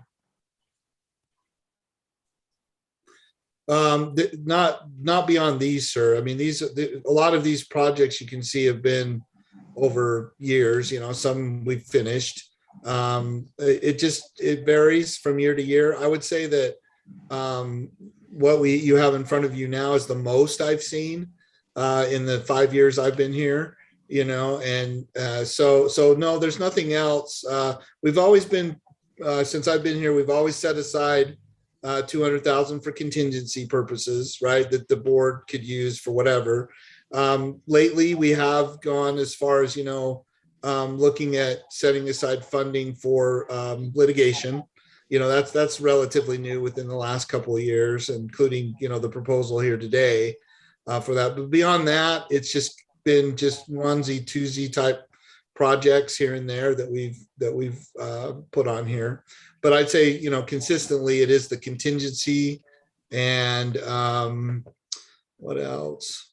Yeah, no, pretty much just the contingency fund and the superintendent's discretionary is what we've do. But so let me be clear on that too, because you might say, well, why don't we see the superintendent's discretionary fund, listed as a project, right? Well, because that money, when you authorize it or the board authorizes it, gets moved into into her program, into her account. We just debit, or we just reduce this account by that amount and moves in for. So it ties into however she spends it, it gets coded properly on that to that account to track her use of the fundings rather than being in here as well. So that's just an accounting thing too. So yeah. Thank you. And one last question on that. In terms of amounts. Somebody asked earlier about on the spreadsheet. I think it was the DEI. There we go. Sorry, the director position. Yep. These numbers, I think one of the motions was to return the remaining amount of 108,000 back to mineral lease, which I understand to be technically restricted to research and development. Correct. And so I assume that might have something to do with putting that money back there. Then it says in the far right column of that row, new amount for position is 180. Is that intended to be covered out of one of these other funds, like the discretionary fund? What's the relation there? Because that's kind of an orphan hanging out there, and I'm assuming it fits in somewhere. Right. What that means is we put that in there because the position is vacant, right? Right. And it would take $180,000 a year to fund that position. So what we're saying is even at this point, $108,000 isn't enough to fund that position. This is not ongoing money. This is one-time money. We would need $180,000 of ongoing money per year to keep that position going, right? Right. So I want to be clear though, the FML was an allowable use for this position because we were developing a particular program. So there's no concern about that. We're not asking to remove this, to put this remaining balance back up into FML because we had concerns that we weren't using it allowably. Not at all. Okay. What we're saying is that it is what it is, right? This is one-time money, and it's not sufficient in either. If we hired somebody from day one right here, we would need $180,000. So it's not sufficient even at 108 to cover that position for 1 year. So we're just saying, hey, we researched, I would say more on the development side. We developed this position, right? Now this funding source really isn't the answer to an ongoing position, right? To it. So now we're saying, and the reason why there's a remaining balance is simply because the incumbent left the position, right? So we had spent money towards this position, but it's, now it's now it's, that's what's remaining. So. Vice Chair Moss. My question was going forward, is there some thought for research and development using that other, I was just asking, my question was more going forward. There's 108. If that's research and development, was there an intended use of that 108 for R&D purposes of some other sort? And is the funding for the diversity, equity, inclusion position anticipated to come from one of these other discretionary buckets? I'm not looking backward, but forward. Right. So at this point, I can say that to my knowledge, there's no intent to ask for any of this funding to be used for that position. Now the superintendent or internally, we can look internally and find, other sources for that position within, the office budget per se, right? On the program side. But there's no intent at this point. Otherwise, we would have said something like, okay, you increase this amount, or no, we're not doing that. We're asking you to put the money back in. So if you approve that, or the board does, that 108 and change would go back up into the upper right-hand quadrant, FML, and your remaining balance would increase by that amount. Okay. Right? Yeah. And the questions I had were just from a couple people that said, hey, if there is R&D development money from the federal mineral lease available, people had thoughts about types of research and development. Is that something that the board weighs in on, or is that decided internally kind of as discretionary? That was the question. It's more just going forward, is that money available for some form of research and development? Yeah, absolutely, sir. So the process would be that those individuals bring their project ideas and their idea to use that money through you, the finance committee. Like we're doing this with you today, these 11 or 12 recommendations, they would do the same. We would put this on as an action item in the agenda, put this chart up there, and then they would come forward with their proposal of saying, hey, I want to use FML money to research, whatever. impacts of testing and Yeah. whatever, right? Yes, sir. Right. Okay, thank you. That, Yep, okay. yeah, again, it's a forward-looking, not backward question, but trying to figure out what's available for what bucket. So Chair, I think Chair had or I'm sorry, Scott, were you? No. Deputy Superintendent Scott Jones briefs this the full board, including the finance committee, every board meeting on this item. Yeah, he's Sorry, breaking we're up. losing you.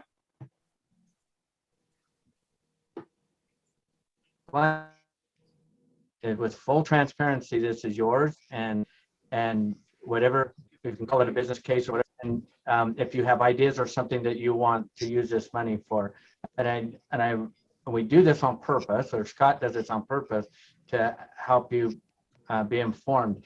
And then if I might add on that $108,000 that hasn't been spent, if you remember the motion and the whole purpose of this was to kind of temporarily bridge to get this position started until something permanent was worked out. And as a result of that, and that vacancy, that temporary fix is not required. And so when I make the motion, that's kind of the basis of my motion of moving that back into that space that it came from. So there's another hand raised, but when you're ready, Vice Chair Moss, I'm ready to make a motion. Yeah, okay, thank you. No, thank you. Again, I'm just kind of looking forward and wondering where these buckets end up being available. So Chair Norton or Member Norton? Yes, I was wondering if we could get a copy emailed to us of that proposed step budget that has been on the screen. So between now and board meeting, when we meet with the full board, we'll have a chance to look over that again. It's in your email. It's in your email. In the backup.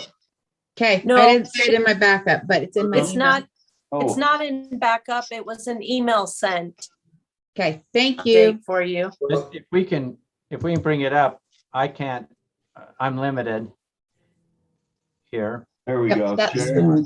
And then I also want to explain this part about the Reeses and that $50,000.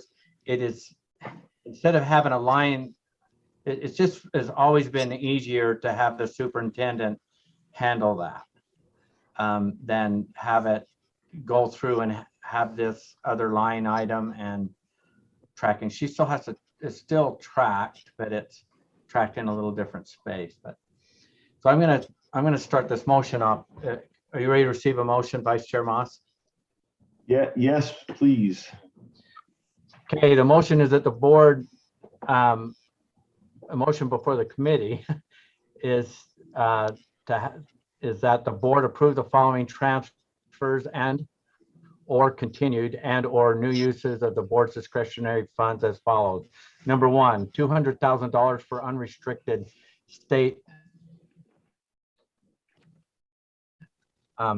funds remain set aside for contingency purposes. And number two, $126,555.42 of unrestricted state funds remain for the seats programmer project. And number three, $29,979.74 of unrestricted state funds previously set aside for the House Bill 373 implementation requirement be returned to the state funds portion of the discretionary budget. And number four, the remaining $313.45 of federal mineral lease funds for the school fees project requirement be returned to the federal mineral lease portion of the discretionary funds. And number five, the school trust lands website rebuild project be recorded as completed and removed from the discretionary funds tracker at the federal mineral lease funds set aside for that project were 100% expended. And number six, the remaining $50 of federal lease for the teacher recruitment campaign returned to the federal lease portion of the discretionary funds, and that the project recorded as completed. And number 7, the remaining $108,865.87 of federal mineral lease funds for the Director of Equity, Diversity, and Inclusion position is returned to the federal mineral lease funds portion of the discretionary funds. And number 8, the $54,161.55 of federal mineral lease funds for the continued research and development related to the funding study amount remain for that portion. And number 9, $73,020.26 of land exchange funds previously set aside for the House Bill 373 implementation requirement be returned to the land exchange portion of the discretionary funds. And number 10, $250,000 of the unrestricted state fund is identified and set aside for ongoing litigation. And number 11, $200,000 of unrestricted state fund is identified for and transferred to the Superintendent of Public Instruction for use at her discretion. Whew. Thank you, Chair. You Any don't question or need a discussion to the motion? All right, if seeing no hands, members, please vote. All in favor, say aye. Aye. Aye. Any opposed, say no. That motion passes unanimously. All right, thank you, and thank you, Scott, for walking through all these kind of complicated questions. No, Appreciate your guidance. Thank you, Chair. And I know this is painful, but it's what right is. And I so appreciate your patience and support of it, of the process. Oh, it's not painful when it's helpful. So Good. no. Good. Confusion is painful, but your clarification is very helpful. Thank you. Thank you. All right, next up. Let's see, let me get back to. Hey, I'm Vice not Chair, sure what before order we're following. Sorry, Chair. Chair, I can't get my hand to raise for some reason. Maybe if I stop my video, can I just add something for I just see ya. for your knowledge? Yeah. It wasn't too many years ago. We didn't have anything in a budget.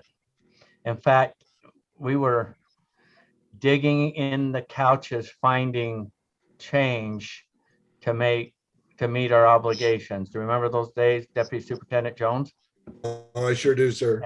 Yes, sir. And so it's really important for this finance committee to continue to advocate to have some of these contingencies and these opportunities. And I just for your situational awareness, also some board members have some ideas, but these ideas on some of the spending would be addressed in our next actually executive session. Has to do with personnel. Just as an FYI. So Okay. those messages that Scott's saying, hey, if you have an idea, bring it to finance. And if there's something that we can help you with in leadership to move projects forward or others are asking, let us know and we'll get staff lined up to help you put those business cases together. Thank you. Thank you very much, Chair. All right, next up is the RTC, I believe, unless we're shuffling. We've got the residential treatment centers question. Do we want to go there next, or is something that we delayed need to come back? No, I think we can go there next, sir. Let's go on to the RTC item. Yeah. And Well, except I think Ben maybe be covering that. I can't remember who. No, No, Leah? Superintendent. Oh, Yeah, Leah. I am. Okay. All right, Leah. Chair, would you like me to proceed? yes, thank you very much. Thank you, Chair. Leah Voorhees, Assistant Superintendent of Student Support. So thank you to the Finance Committee for reviewing this agenda item for us today. Let me give you a little bit of context and background. 2 years ago, the legislature appropriated half of an FTE to the USBE for the monitoring of residential treatment programs in Utah that provide services for students with disabilities from other states. so not Utah students, okay, specifically from California and Illinois, because those states had passed laws that the state in which the residential treatment center sits needs to certify the special education program as being able to provide a free, appropriate public education before those two states would place a student in the residential treatment program for a FAPE, a free, appropriate public education. And because the state of Utah receives quite a bit of business from other states for residential treatment centers, we have over 200 in the state of Utah that are licensed.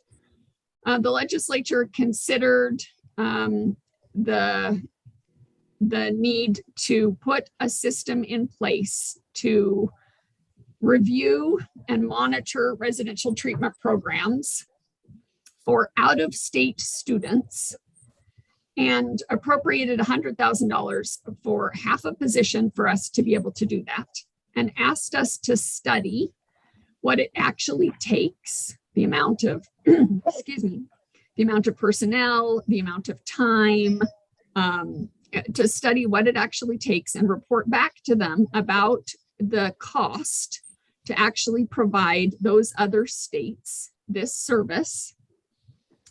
And then when we had figured that out, they would then charge the residential treatment centers a fee for us to provide that service, because it's not Utah students, it's students from out of state, and it's a business. Now, if Utah students, if an IEP team determined that the best place for a Utah student to receive the services and supports on their IEP was a residential treatment center, a Utah LEA would pay for the time and the enrollment of that student as a residential treatment center, and we would monitor that placement because it's a Utah student. So we already have that process in place. This process was put in place specifically for out-of-state students and specifically for students in California and Illinois because they had passed new state laws. Like I said, we have over 200 residential treatment centers in the state, but California and Illinois only place students with disabilities for purposes of a free, appropriate public education in about 30 to 35 of, well, at the time the legislature passed this appropriation, there were 26. And then there are several other residential treatment centers that are actually interested in being able to provide this service to California and Illinois.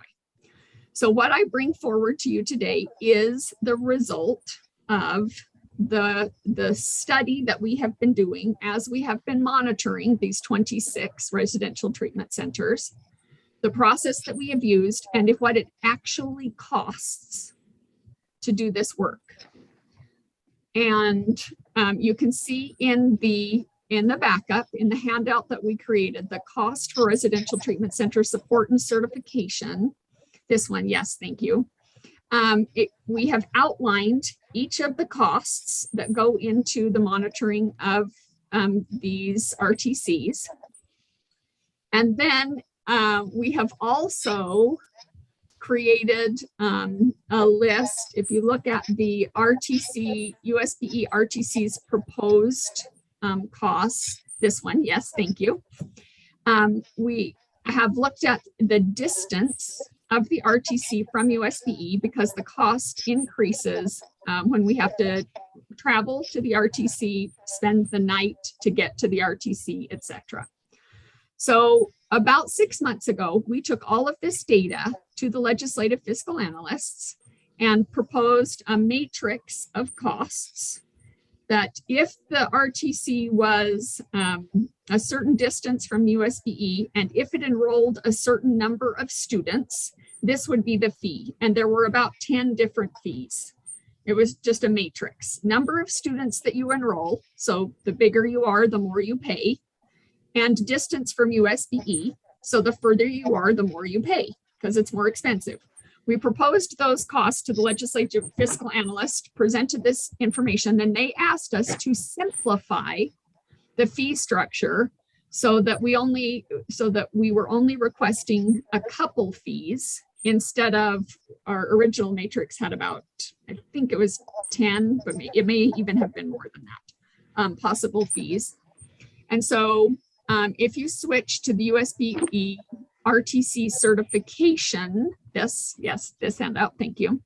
You can see the fees that we propose. What would happen if you approve this fee schedule is Deputy Superintendent Jones and Assistant Superintendent Jacobson would take this fee schedule back to the legislative fiscal analysts and to the appropriation committee, the legislature. And then they would choose whether or not they were going to incorporate this fee schedule into the huge fee schedule that the state has.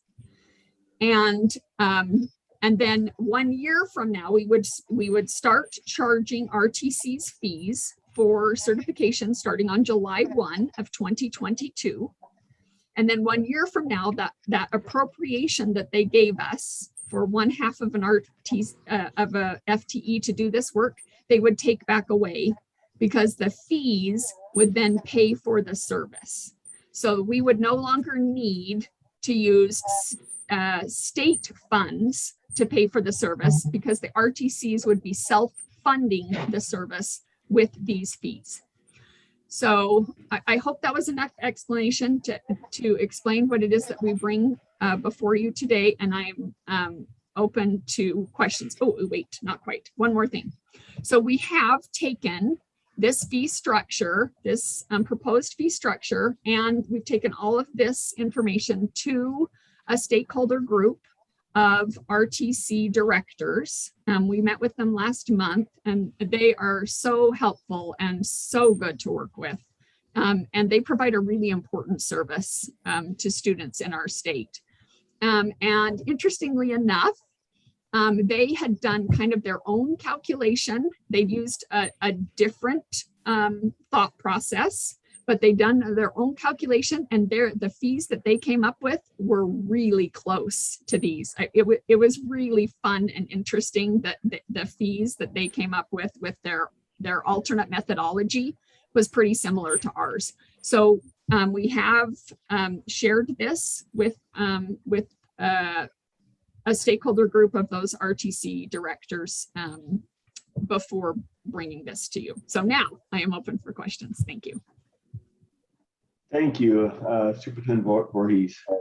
Any member questions or comments? I have one, and Chair Huntsman. Thank you. I guess this would be a question for Deputy Superintendent Scott Jones or staff here. When I saw the fee schedule, I thought I'm glad everyone's happy, but I thought it was still appeared to be a little bit on the conservative side, which is all good, as long as everyone's agreeing. But Dr. Voorhees, as finance turned over all the rocks on this and kind of feel comfortable with it, I guess is my question. I just thought I assumed it would just be a little bit slightly higher than this, but here's our chance to get it right. So I'm not trying to throw anybody under the bus on this, but I'm just wondering if they had a chance to vet it a little bit. Chair, do you want me to answer that question? And so Dr. Voorhees can add to this or correct me if I'm wrong, but this was a joint effort. The analytics were done in close cooperation and coordination with program and accounting or financial operations staff to arrive at these numbers. It could be conservative. I can see that point too. If anything, for me, and I would testify to this in front of the legislature, that it is a good starting point, and we feel it's it would be, these amounts would be accepted by the field, but we could always come back the next year and even if we needed to adjust down, we could do so as part of the fee setting process that Dr. Voorhees talked about that we do with the legislature each year. So Chair, I'd ask if Dr. Voorhees wants to add or clarify or correct me in any way. Dr. Voorhees, anything to add?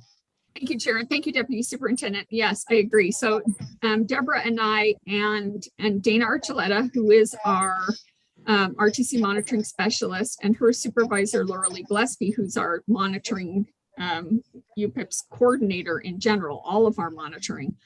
We have reviewed it all together. And like I said, we did review it with the legislative fiscal analysts in the spring. Chair Huntsman, you're correct. The original appropriation was $100,000, and the fees that would be generated from these 26 RTCs add up to $84,000, which is less than the original appropriation.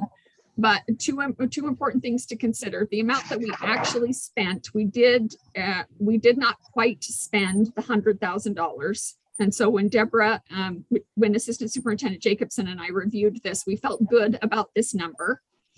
And we can't make money on this deal. So if we actually brought in more fees than we needed, then we would either adjust the fee schedule or the legislature would take that extra back. But the USBE can't make money on the deal. So being conservative seems like a reasonable starting point. One more thing to add to the conversation, like I alluded to in the overview, there are about half a dozen RTCs that are not on this list, who do not have students that have been placed from California and Illinois, but who would like to get into that business. And they cannot do so at present because we will not certify them, because we have done exactly what the legislature has asked us to do and are only certifying the 26 for which the legislature gave us an appropriation. If you as a board decided that we would be willing to add a few RTCs to this list, it would be about half a dozen RTCs that we would probably add in about a year.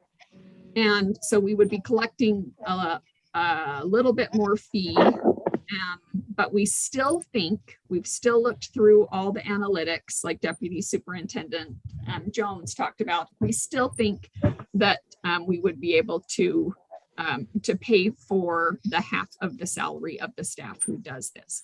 What we would have to consider is a half of an FTE still enough of an FTE if we added RTCs to the list? And that would be our next, the next process we would have to go through. I hope, Chair Huntsman, that begins to respond to your question. Thank you for the response. I'm very satisfied. Thank you. Member Hart, Member Norton. You're muted, Molly. Yeah, my thoughts are along the same line.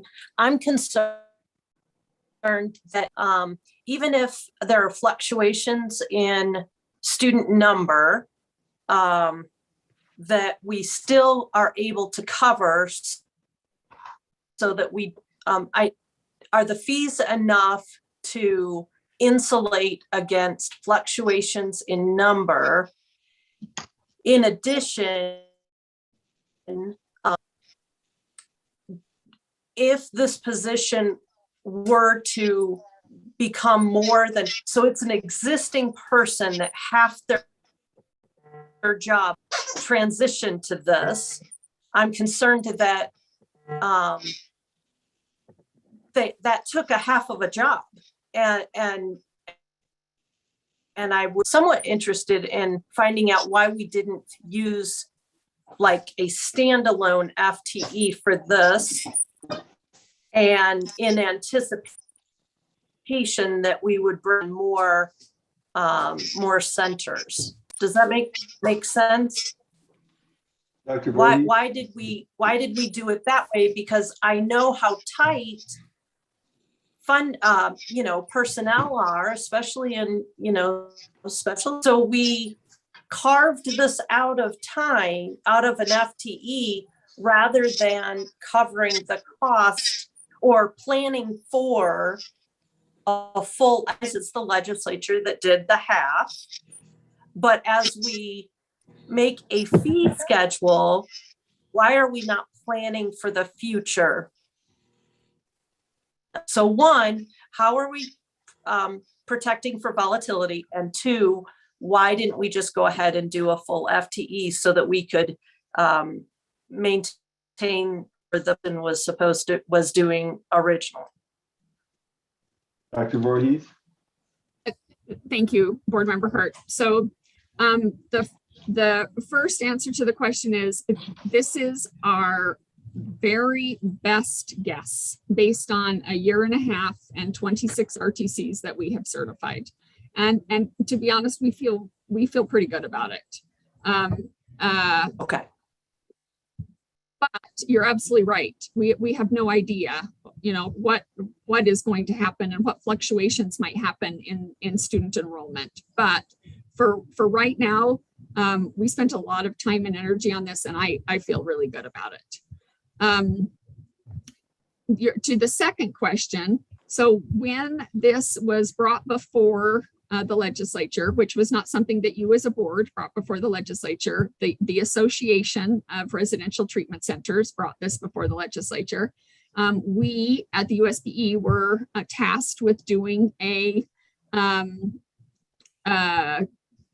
fiscal note, and we fiscal noted this this project by analyzing the data of the Carson Smith Scholarship and the work that we put into monitoring the schools for the Carson Smith scholarships. And that is how we came to the half of an FTE, is because, we were making it up, right? So we used the Carson Smith Scholarship as our flag for, what this might cost. And then we've kept very careful data about what the actual costs are to be able to provide this information to the legislature. When the legislature gave us the half of the FTE, we actually didn't, we added, instead of carving out, like to your point, we added half of a position with IDEA dollars so that we could actually increase monitoring staff. And we came to the Finance Committee at that time to talk about the fact that because of the increase in the number of charter schools in the last couple of years, because a couple charter schools open every year, so the amount of monitoring that we have to do increases every year, that it actually made more sense to increase our monitoring staff in special education and add a whole human with the half the legislature gave us and a new half with IDEA funds. So we did actually add an entirely new position, and we chose to do that because we wanted the process to be consistent. We didn't want someone, just a random person monitoring RTCs that didn't have any relationship to the rest of the special education program monitoring that happens in our state. Because there's a big risk at you as the board. And when this all happened, we talked to risk management. The AAGs were involved because there's a big risk in us certifying a private program as meeting state requirements for special ed. And then what if something goes wrong, right? You don't have any jurisdiction over the RTC. You only have jurisdiction over that certification that we give them.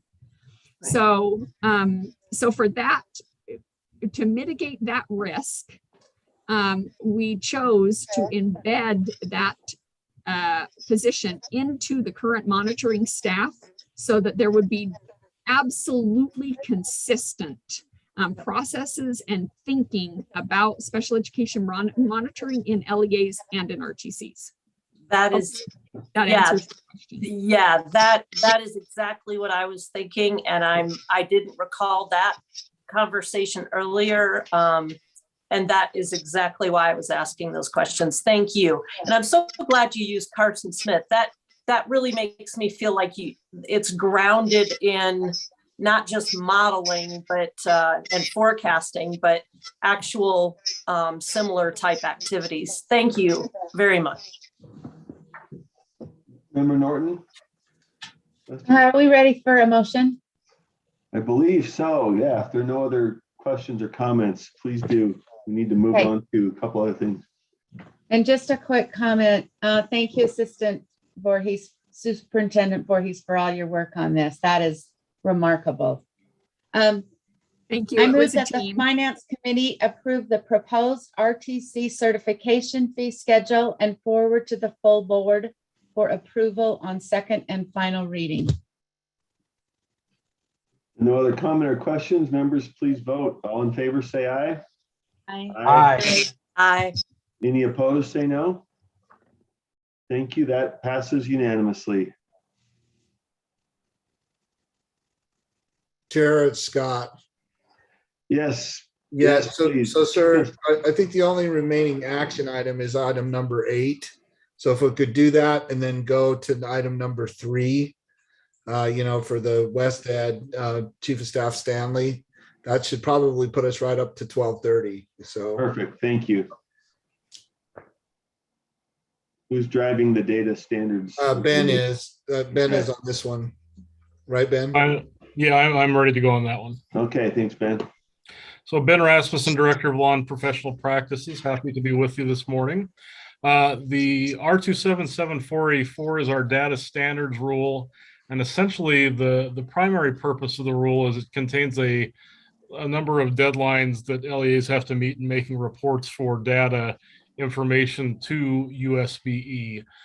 Draft 2 is what staff is recommending that you adopt, and we've kind of with draft 2, we've kind of changed the way that we're doing the rule a little bit. And before we had a table that was embedded in the rule, and if you look at the rules that the Division of Administrative Rules has for including a table in the rule, they make it so you can't read the table. And so what we've done is we've taken the table and put it in a separate document that we would incorporate by reference into the rule. It seems a little counterintuitive, but this way you can read the table and it's a little easier to understand. So by adopting the rule, you would also be adopting the table that we've included in your backup, which has all those deadlines that LEAs have to meet. The primary changes to the deadlines include some clarification on what is expected for UTREC submissions, as well as for school fees. There was a homeschool student report, which we're no longer collecting, which we've taken out of there. And so we got feedback from licensing, from school fees, and from the data team as far as changes that they're recommending on the rules. So happy to try and answer any questions you may have on this rule. All right, thank you, Ben. Board members, any questions or comments? If not, we can entertain a motion. If we have let's see, I can pull it up here. I will move then that the committee continues and approves R277-484 draft 2 on first reading and forward to the board for continuation and approval on second and final reading. And any discussion of the motion? If not, members, please vote. All in favor, say aye. Aye. Aye. Aye. Any opposed, say no. That motion passes unanimously. Thank you, Ben. Thank you. Okay. So we do have about 42 minutes, and we did reserve our discussion on the implementation of at-risk WPU. So Scott, should we turn back to you? We also want to make sure we get that recognition and welcome in here at some point. How do you want to handle those two? Well, sir, at your direction, Sam, will you show your face again? Yes. Yeah, so Sam Uri, there he is. He's our new school finance director. He takes Patrick Lee's place. Sam, tell him about yourself real quick. 15 seconds. Go. Yeah. For the last 5 years, I've been a LEA business administrator for a couple of different charter schools. Most recently, full time at Carl G. Mazur Preparatory Academy. and then Franklin Discovery Academy as well in Vineyard. So happy to be here, excited to work with you, and excited to dive in. So Thank you. Thank you very much, Sam. And we know you, I know you a little bit, having been on the charter board and know of your reputation and great work. So really looking forward to working with you. Yep. yeah. And sir, the rest of the recognition and of this agenda item, we can move to next month. It's not, nothing to. So this next topic that Chief of Staff Stanley's leading out on is just so important. And it's going to set a lot of good ways and good paths forward for the board and funding as a whole for our students and teachers. So. Thank you, Tiffany. If you'd like to go ahead, and thank you again for shuffling and rearranging the schedule so that we could have the remainder to go through this. I'll turn it to you. Sure, thank you so much. So Tiffany Stanley, Chief of Staff. Let me check on something real quick while I'm giving you some context. Cami, did we get John the ability to share his screen? Yes, I think we're just waiting for him to come on, but I'll verify with Jerry quick. Oh, and he's on. So yeah, John, you'll be able to pull up the slides. It looks like. All right. So just quick context before I turn it over to the team. So back in, I think it was May, the board voted to direct us to have WestEd engage with local education leaders regarding implementation of the at-risk WPU add-on, as well as examining some components related to other geographic factors that can impact LEA's ability to meet student needs. So they are here today to provide a preliminary report of findings from the engagements that we conducted over the past month. I say preliminary because they'll also be producing a written report with more detail and policy considerations to guide our work in November. So I think you'll see per the motion, the questions were geared toward implementation of the add-on. And like Deputy Jones said, this is relevant to future action and decision-making for you, given that we need to develop a replacement rule for the enhancement for at-risk students, which will include operationalizing the requirement in statute for USBE to monitor outcomes as a result of the use of these funds. So important context to keep in mind as you're listening to the report. And I'll also mention, building on what Deputy Jones said, there may be broader implications as well. As we reviewed the questions and insights internally, we started having a rich discussion really about implications for similar conversations about, for example, the restricted nature of special education funding, efforts to reduce reporting burdens, the consolidated needs application that we've been developing. So I think we're viewing this as really a start to a conversation which could not only inform how the board operationalizes oversight for the at-risk WPU add-on, but also, perhaps how we approach accountability and oversight in other instances as well. So one thing I wanted to be sure to note up front is that given the nature of this request as really stakeholder engagement, WestEd assigned staff with expertise in that to this project. And these are not the same staff that took the lead on the funding study.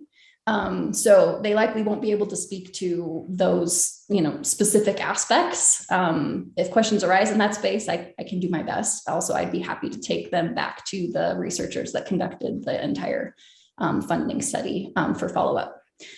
So with that, I'm happy to take any questions before we dig in, if there are any, burning questions on that context. Otherwise, I'll turn it over to John and Amber from WestEd and let them introduce themselves. Thank you. Yeah, any board members, any questions before we? Thank you, Tiffany, and welcome, John and Amber. Thank you for being here. And again, thank you for adjusting your schedules to be with us. We'll leave it to you.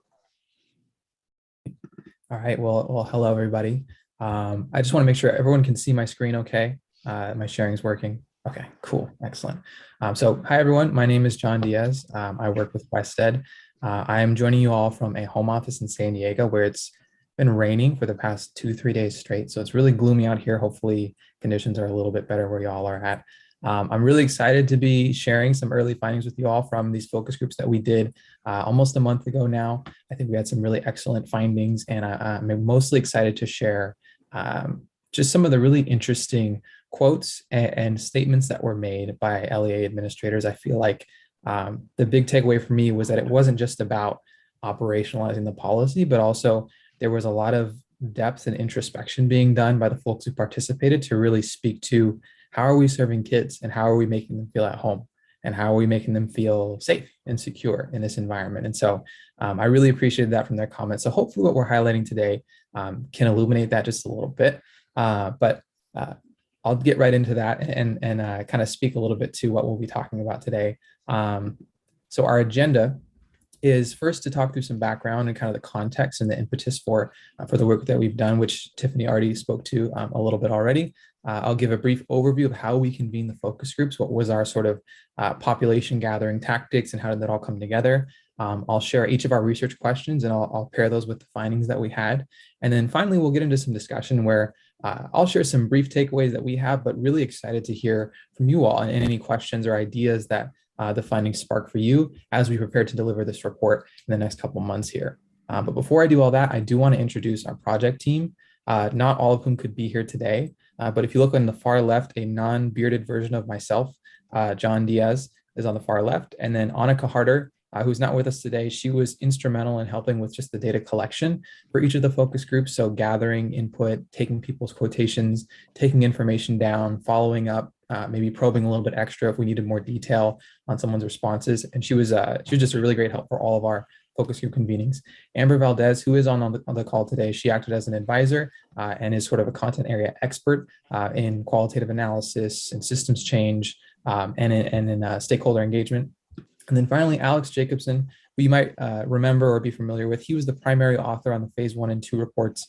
He helped us really early on in sort of establishing and understanding the context for this work, though he was involved in a limited capacity just to make sure that we were steered in the right direction. But Alex would be the person to talk to if there were further questions or elaborations on anything that happened in the phase 1 and 2 reports, which we all know are sort of a bridge to how we've come together today.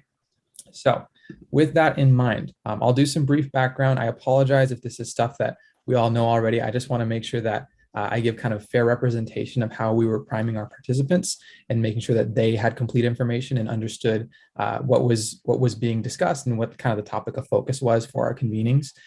So the brief background is that USBE commissioned both WestEd and APA to do a study to evaluate the current K-12 funding system in Utah and try to determine the extent to which funding formulas were meeting their intended purposes, right?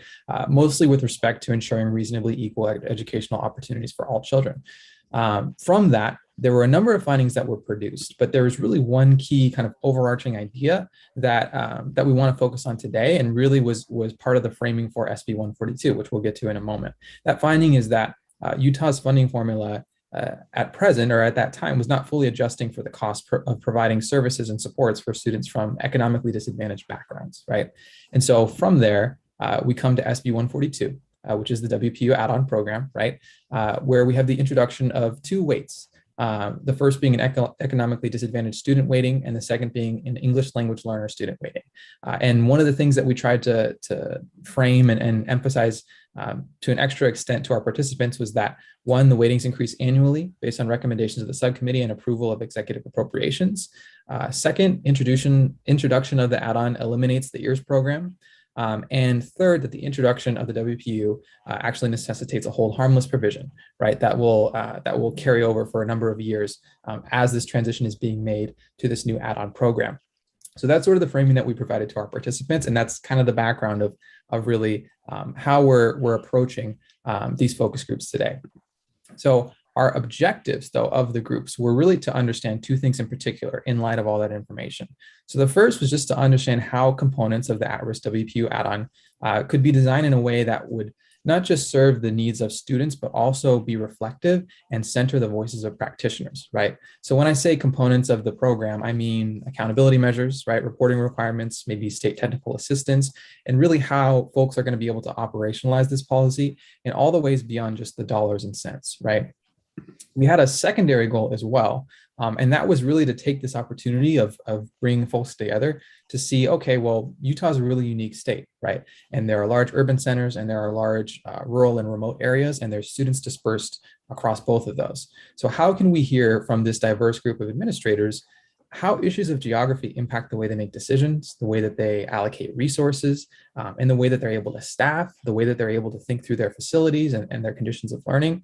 So we also wanted to understand that and give that a bit of space to be surfaced as well. So those were really the key objectives of our focus group convenings. And I'll pause there for a moment. Are there any questions about kind of the framing and the approach that we took to really bringing this forward? I want to make sure that I give time for that. I know I've been talking quickly. Okay, hearing none. So I'll move on to kind of our recruitment process and who was invited, right? So first, we invited one administrator per LEA. And when I say one administrator, I mean, we wanted to contact those folks who were likely either in the past interacting with the EARS program and understood what it meant and what it represented, or would be interacting with the WPU add-on program moving forward and could speak in detail to how their LEA might interact with it. So that would be a superintendent, an assistant superintendent, a CFO, perhaps a controller if the district or the LEA had a controller, right? A finance director. That's not to say that school improvement folks or operation folks might not have good insight to share, but we just really wanted to make sure that we were targeting the best people to speak with regard to this specific policy as we prepare to implement, right? Not necessarily saying they'll know everything about accountability or they'll know everything about the outcomes, but that they'll understand at a base level sort of how this policy has moved over time and how it might be changing the way they do things at the district level. So with that in mind, we tried to be as inclusive as possible with our recruitment process. So the first step in that was just inviting all 41 school districts and asking that each of them share a representative if they have the time. And then moving to the charter LEAs, we had to be a bit more restrictive because we wanted to make sure there was opportunity for equity of voice. So we only invited 50 charter LEAs, but the way that we went about that recruitment was fairly strategic. And that's to say that first we focused on concentration of economic disadvantage. And within that focus, we also concentrated on locale. So that meant that we favored in our recruitment rural, remote, or isolated charter LEAs first. And we tried to get them to fill out the sample as much as we could. And then after that is when we would consider, okay, if we need more folks, the more urban, the larger, the more well-resourced charter LEAs would be recruited after the fact. So that was sort of our strategy for bringing folks together. And in addition to this initial invitation to participate in the focus group, we also recognize that not everybody has a bunch of time, especially in September, especially in the current state of the world, to give us an hour and a half to talk, right? So we wanted to make sure that there was fair chance to still share some feedback, even if it wasn't in this really, really rich, colorful way of having that personal interaction with us. We designed a survey that folks could answer the same exact questions that we asked in the focus groups to still give their input and still provide insight as to how they're dealing with different challenges regarding the WPU add-on, regarding geography, or just regarding resource allocation and how they believe sound fiscal policy can be designed. So, and I apologize if you hear some screaming. My daughter is up and she is mad she can't go outside because it's raining. So if you hear some chirping from her, that is why. But anywho, so for people who couldn't attend a session, we had that survey designed. We actually just closed the survey about a week ago. And so we're in the process of analyzing the results from those respondents. And so the findings from that survey will be paired with our focus group findings, and we'll be talking through those at length in our report. But because we just wrapped up the solicitation and actual administration of that survey, we don't have a whole lot to say about it just yet. I'll get a little more deep into how we actually solicited folks. So we designed a doodle poll, which is kind of a polling system where you gauge the availability of folks across different time slots. We tried to make as many dates as possible available. So our initial recruitment was to have the focus groups from September 6th through 15th, using 4 blocks of up to 2 hours per day, sent to all the participants just to see, okay, how collectively can we bring folks together? After we had closed the initial recruitment, we found that there was a need for some extra sessions for folks who said, hey, I'm not available in the first or second week, but I could make something work maybe on the 16th or the 17th. And so we set up an extra date to kind of capture any other folks who wanted to participate but couldn't meet our initial window to participate in that particular special session. So the result of all that recruitment was that we had 15 participants total, representatives from 11 districts and 3 charter LEAs. So group 1 was 3 district administrators, group 2 was 3 district administrators, group 3 was 4 district administrators plus 1 charter admin, group 4 was 2 district administrators plus 2 charter admins. So we had a pretty well built out group, but still plenty of space to give intimate detail and have that very candid discussion that was required to be able to help us build out a well-informed report. So now I'm going to be shifting a little bit to the design of the focus group questions themselves. As Tiffany had said earlier, this was something that we did together in collaboration. And I think having USB involved was really helpful for us, not just to understand what's the purpose, but also how can we approach and design these questions in a way that'll help folks be able to respond with the richest amount of detail, right? So the first emphasis that we had in the way we designed our questions was appreciating potential context-specific barriers to implementation and how to mitigate them, right? Everyone comes from a different place, both geographically, in terms of student population, in terms of experience, in terms of different issues that they've had to deal with their school systems over the past few years, and we wanted to be respectful of that. Second, we wanted to derive experiential insight regarding how existing and past fiscal policies have supported or inhibited leaders in achieving their goals, right? A number of different fiscal systems that you have to work with, grant requirements, right? Structures. We want to make sure that we can be sensitive to and derive insight from how people have interacted with not just the WPU program or with the EARS program, but also maybe federal policy and how that has helped them or inhibited them in reaching their goals in the past, right? Third, we wanted to hear preliminary ideas of how administrators are already thinking strategically about how to maximize the impact of WPU add-on funds in early implementation years with increasing effect over time. We were excited to find that people already had kind of the wheels spinning about, okay, how can I make this work? How can I make this work for my system? How can I make this efficient? How can I make this a positive thing for us from the early get-go, right? And finally, we wanted to surface the different challenges of scale, supply, and population-based need that's faced by rural, remote, and/or isolated school populations. We had a group that had a good mix of urban and rural, and I think it was really helpful to hear both from the urban side how their experiences are markedly different, but also to hear from the rural and remote side how specific and in-depth some of the challenges they faced were. So that's sort of the framing and I think the philosophy behind the questions we asked. So I'll jump now into our actual questions, if that's okay, and I'll share the structure for this is really first the question will come, and then we'll do the finding, and then we'll go back to the next question, and then the finding. But if you need me at any point to kind of circle back to, hey, what was that question again? Or, hey, what was that finding that you'd said? I didn't have enough time to read the slide. By any means, I'm glad to do so. I want to make sure that we have plenty of time to review these things. So our first question, we asked, what potential benefits do you see in providing supplemental funding for students who are multilingual, economically disadvantaged, and at risk?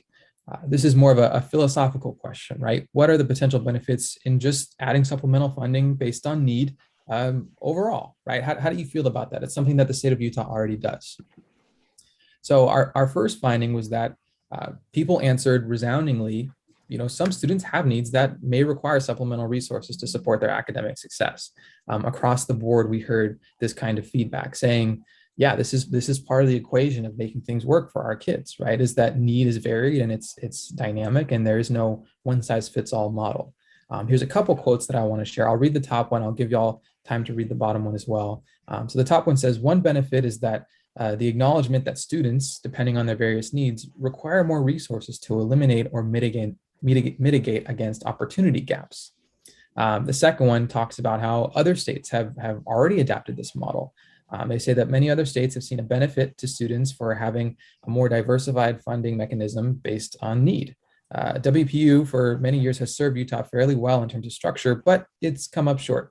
And this person is coming from the perspective of they've faced certain challenges. And so from their perspective, the WPU has come up short thus far.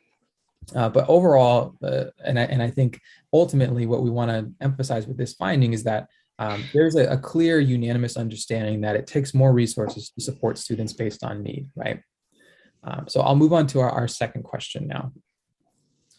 So this question, it was sort of underscored by the idea that SB 142 did a lot of work to operationalize the ideas from question 1, right? Recognizing that it does take more resources to support students based on need, and that Utah's funding formula at the moment is not necessarily doing that sufficiently. What are the major implications of having dollars linked to students based on need, right? And what are the implications of the findings in the report and of SB 142 to the way you allocate funds to schools? And so the responses we got to this were also varied. But the major overall finding was that linking dollars to students based on need has implications for ensuring resource equity. And when I say resource equity, what I mean is that really folks are getting what they need regardless of where they're at, such that they have the appropriate resources to succeed in whatever school setting they may be in, whatever their socioeconomic status may be, whether they are a student with a disability, whether they're a student who's an English learner, right? Resource equity means you have the resources you need to achieve a sound and safe education. So the quote coming from this is that there are implications on how to allocate funds to schools. This administrator says, when I first became an administrator, I looked at financials. I saw a glaring disparity for English language learners where we were paying slightly less than for general education kids. And it should really be more money for English language learners. There's level opportunity at the LA level to do this with the addition of the WPU add-on for that purpose. So this administrator is talking about how, it's pretty easy, I think, to see how programs can sometimes unintentionally favor certain student groups and not give enough resources for others. I'm not sure when they were talking about this phenomenon that they discovered in their system. It could have been a number of years ago. But I think something that's important about this particular quote is that they're recognizing that the WPU add-on is now giving them some of the leeway and some of the capacity to be able to provide supplemental resources in a way that they believe is appropriate, right? So I'll move to our third question now. So question 3, given the pending phasing in of the WPU add-on, what would be appropriate early benchmarks for student success as supplemental funds increase over time? And at full implementation, what outcomes would you anticipate seeing if add-on funds were used in the best way possible? So this question is really getting to the heart of the idea of accountability, right? What's going to be fair in terms of expectations for year 1 versus year 6, when funding levels will be very different, right? And the overarching response we got regarding this question is that accountability is necessary, but progress is going to take time, right? So a lot of what we heard from folks was that, well, in year 1, we could definitely provide some good evidence that we're planning, right? We're doing some efficient planning. We're trying to put new programs in place, and we have a lot of big and great ideas about how this is going to work. But it's going to be really difficult to actually put in place any real robust or sustainable programs with just the initial year 1 dollar amounts, and even with just 1 year of time to measure progress and growth, right? Someone gave this great example of putting money into expanded preschool, right? Where that could have implications for narrowing achievement gaps. But if we rush and say, okay, you need to show us in year 1, what's your progress, and they don't have any actual academic gains, it's just a lot of planning in place, you might not be able to see the fruit of implementing that larger expanded preschool program, right? That's something you would see 5-6 years down the road. And so the idea here was that it's important to have accountability. It's important to say y'all need to be planning, and it's critical that that there are some structures in place, but there are some sorts of interventions that may be context specific where we won't really see the fruits or the progress of for a number of years, because they're programs that will take a while to really nail down and to show any sort of meaningful growth. So I'll move on to our fourth question, which is related to this third question. What challenges do you see regarding implementation of the add-on WPU for students who are multilingual, economically disadvantaged, and at risk? And the overarching finding from this was that excessive structure can hinder transformation. This is sort of echoing the sentiment of the previous finding, right? That accountability is important, but it can be restricted, right? It can be difficult to deal with if it's not supportive of innovation or being responsive to student need. These two quotes that I have up here, I think are really telling of kind of the general sentiment of the group. So the first thing that's said is there will be challenges for districts if the WPU add-on becomes categorical and restricted, where we don't have autonomy to use the funds in the best way that we see. We don't want categorical restrictions. I think categorical is a good word to use here. I don't know necessarily in the actual official usage of the word in Utah, but more so in the, I think, general way it's discussed in education policy, sort of comparing categorical programs to block grants, right? Where one has a lot of autonomy and you can do really whatever you think you need to do. And the other one is very restricted and very specific and has a lot of reporting requirements. There was a lot of kind of back and forth talking about how, well, I've worked in programs where I couldn't spend my money down because we didn't have students with those needs, or I've been in programs where it's been really great because we were able to design it and we could be innovative, right? That word came up in multiple groups. We want to be innovative. We want to be able to be creative. We want to be able to plug these things into the spaces where we as administrators have that extra level of insight that's really hard to get if you're not working day by day in the school district, right? Understanding what your students need and trying to be responsive to it. I want to share specifically a charter LEA administrator took a slightly different perspective, and they started talking about how, well, one thing, if these programs are categorical or if they're really restrictive, it just adds to the paperwork that we already have to do. And as a charter LEA, we're smaller, and so we don't really have time to do a lot of this stuff and still do the rest of our jobs, right? So the more regulation that's put in place and the more restrictive these things are, the more difficult it will be for us to actually meaningfully implement these programs, because in a way, this restrictiveness is disincentivizing us from doing our work in a meaningful way. I'll move to our fifth question, but I want to say that this finding was pretty substantial for us because it drove a lot of the conversations in multiple groups. And so I'm actually going to stick with finding 4 for the next question, because I think it kind of carried over through multiple questions that we face. So question 5, in previous fiscal years, have there been barriers that made it difficult for you to target resources based on need? And again, this finding, excessive structure can hinder transformation.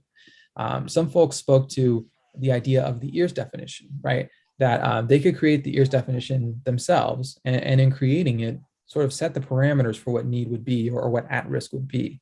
But they also kind of reflected on the fact that unintended exclusions could occur because the definition they created didn't really fit the needs that they were observing on the ground entirely, right? They said sometimes hard on paper to prove that a student's disadvantaged, and need is fluid. I think this phrase is really a great summative statement for these questions, that need is fluid, right? It's not always going to look the same, sometimes from classroom to classroom, right? And there may be things that show up in your existing definitions or in your existing regulations that are hard to observe in the classroom, but other things that are clearly obvious but don't really fit perfectly, right? So really that gets to the larger point of accountability is important, but the complications and the layering of it has proven challenging for folks in the past, right? And they want to make sure that they have the autonomy that they need to be able to implement programs that can actualize and cultivate meaningful change within their communities. So now moving on to question 6. Now this is where we're pivoting away from the WPU add-on specifically and speaking more to geography, right? So this question is, across your current state and federal allocations, do you feel the extra costs associated with geography are appropriately adjusted for? And the large finding we had from this is that rural LEAs face challenges of scale and scarcity that their urban counterparts do not.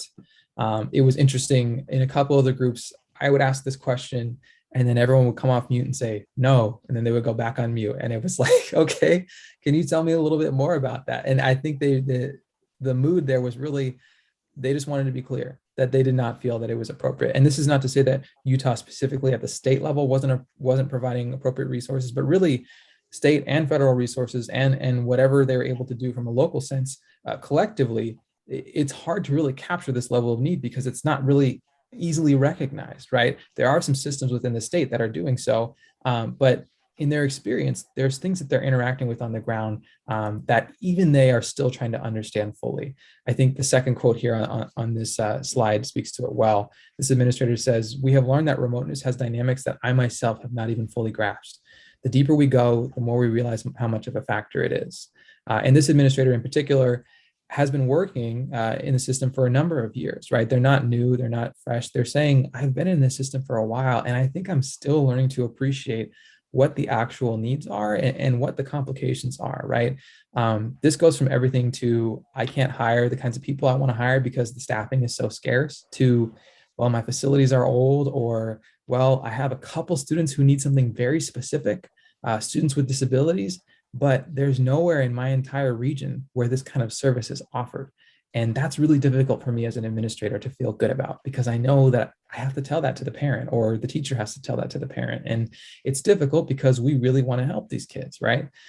So that was the large takeaway. And I think an area where the urban LEA administrators really were able to add some context and some structure to this as well was that they said, it's been really hard for us to manage over the last 2 years. I can't imagine what it would be like to be a rural LEA.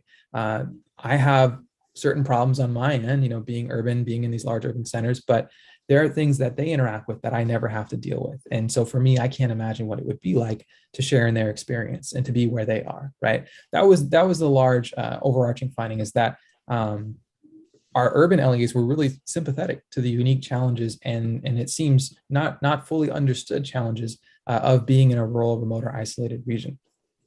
So that is what concludes our kind of questions and findings. I want to review the findings just so that we can look at them all together. I know we were doing the question finding format, but just so we're clear, these are the 5 findings that we took away. So first, some students have needs that may require supplemental resources to support their academic success. Second, linking dollars to students based on need has implications for ensuring resource equity. Third, accountability is necessary, but progress will take time. Fourth, excessive structure can hinder transformation. And fifth, rural LEAs face challenges of scale and scarcity that their urban counterparts do not. Some additional considerations that I want to highlight. It's clear here that accountability and structure are valuable assets and they're valued by our LEA administrators, but autonomy is also a very important factor to them. And finally, the challenges faced by rural, remote, and isolated schools are dynamic and are an area for continuing examination. So these are kind of the next steps that we have building off of these findings and off of these early takeaways. First, we're going to finish up our data collection and our analysis through the survey. We're going to continue to analyze what we've gotten from the focus group respondents, and we're going to deliver a final report with policy considerations and some more tangible takeaways in November. So we're looking forward to getting that to you all. But I do want to take some time with the moments we have left to answer any questions or clarifications that y'all might have. And I'm gonna pause my sharing for a moment just so that we can kind of all be together. But if I need to call back a slide, I'm glad to do so. Thank you, John. Thank you very much. I've got a couple thoughts, but I want to open to member questions and comments. Anybody raise up hands? I'll throw my question to you. Oh, there we go. Member Hutchings. Yeah, just a really quick question about participation in these activities. It sounds like smaller groups are able to have maybe richer conversations, but it also looks like the participation was pretty low. Do you feel like it was low, or do you feel like you need more input from more LEAs to have better information, or how good do you feel about the participation? Yeah, no, I think that's a great question. I think part of our delivery of these particular focus groups was dependent on how many folks were going to be available, right? We didn't go in expecting that everyone would be able to join, but we were hoping that we'd have at least a somewhat representative group, given that we only have really 15 out of a potential group of 100 that actually participated. We do want as much feedback as we can get, right? So in an ideal world, we would have gotten more, but at the same time, we were working at some really tight time constraints, right? In terms of trying to understand how we can really pull together these ideas in a way that can be actionable and can be produced so that we can get it back to y'all in a timely manner, right? So I think participation ideally would have been higher, but at the same time, we had some groups that went over because people were so interested in sharing their findings. So I'd say, yeah, I'd love to have more participants, but then again, someone has to facilitate those groups, right? And we had one group go 2.5 hours because people were so interested to share what they were thinking. And it was 5 people in the room, right? So I think there was a real value to having these smaller groups because they were able to very specifically name their challenges. And because they represented such diverse parts of the state, I still feel good about the level of I think, specific experience they were able to share and how it might actually interact with the way other people feel. So is that helpful? Yep, very, thank you. And I'll throw in a quick follow-up on that. Did you go directly to all the LEAs, or was there anybody facilitating that? I imagine maybe Tiffany, somebody from the office. I'm just curious on the charter side, because I have some familiarity there when I was on the charter board. So they have special kind of challenges with the reporting burden and that kind of stuff. Did anybody help facilitate getting those out or encouraging charter LEAs to get back? No, that's a good question. Yeah, so we actually worked very closely together, Tiffany and myself and the rest of our team, to try to build up our sample, and then from there we collaborated on an email and a poll and the whole structure. And Tiffany actually shared that herself to make sure that it was coming from a familiar face. It was coming from someone who was on the USPE side. So it wasn't just a random, hey, this guy John wants to do a survey, right? So we did have a lot of support from USPE in that regard. I'm just curious, Tiffany, if there's, it looks like there's a follow-up optional survey you're planning next. Is that something that's still, did I hear that wrong? There was a follow-up? Further data collection through an optional survey? I'm just wondering if the charter associations might help facilitate or cheerlead for a response on that. I remember when I was on the charter board, I wanted to come up with an autonomy survey about autonomy and ways in which they would improve it, and reporting burdens. And the initial feedback was, Moss, you realize that's just one more report, right? And so I understand your challenge, John, of getting responses, even that when it's designed to help them reduce their compliance and reporting burden. So I'm just, maybe a suggestion, it might help to whip up a little bit more response, because I thought what you got was excellent. I see Chair Huntsman's hand. Yes, thank you. I just have, well, one question, maybe an observation, but more on the question on existing benchmarks. When you're talking about accountability, I'm curious on the feedback, or is there going to be some follow up on this? There's, you know, everyone wants accountability, and to Vice Chair Moss's comment there, but they don't want to participate in it because they're too busy making education happen, as everyone knows. And so how do you deal with this reporting? But I think I'm just wondering within this survey, and maybe Tiffany or John, you can answer this. There's this saying about knowing and using your resources. We already have certain things in place. Has there been any thought in this accountability space? And Tiffany, you've heard me use this before, to use our existing cadence of accountability to address the outcomes that somebody might be seeking as the legislature and also our board entertain the WPU outcomes instead of recreating something new. There's a lot of different ways, but every new way is a new burden. So I'm just curious if that's been part of the conversation. And I'm having some internet problems, so when I leave my video on, I end up not being able to hear you or get disconnected. So I don't want to risk losing that. So I'm going to turn it off. Thank you. Yeah, no, we have had some thoughts and discussions internally, but I'd be curious, John, if there were suggestions or anything specific from the focus group that you would highlight first. Yeah, I think we had two administrators actually say very plainly, you know, I think we have some great things in place already, and I would really want to see how that can be either expedited or how those particular metrics that we're already looking at can be improved with this additional funding. So there was definitely people speaking to the fact that, well, there's a lot of quality measures in place already. And I don't know that we need to either reinvent the wheel or create brand new expectations or even bump the existing expectations up. I think what we have in place is helpful and is a good target for us. And we kind of want to keep moving in that direction. It was only a couple folks, but it was part of the sentiment though that was reflected in at least a couple of groups. Yeah. Yeah, and so I would just add to that some possibilities. So as it is currently in statute, the funds are required to be used for at-risk students as defined by the LEA.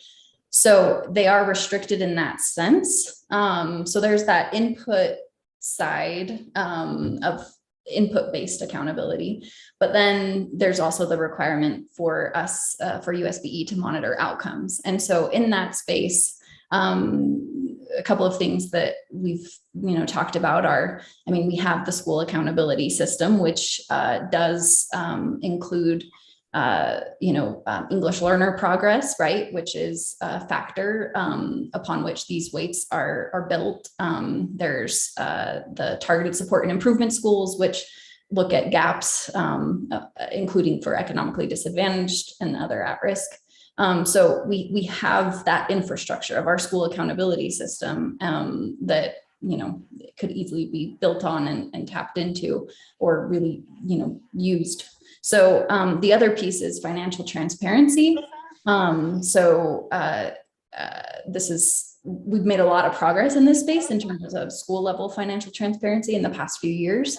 And that could be another source or possibility.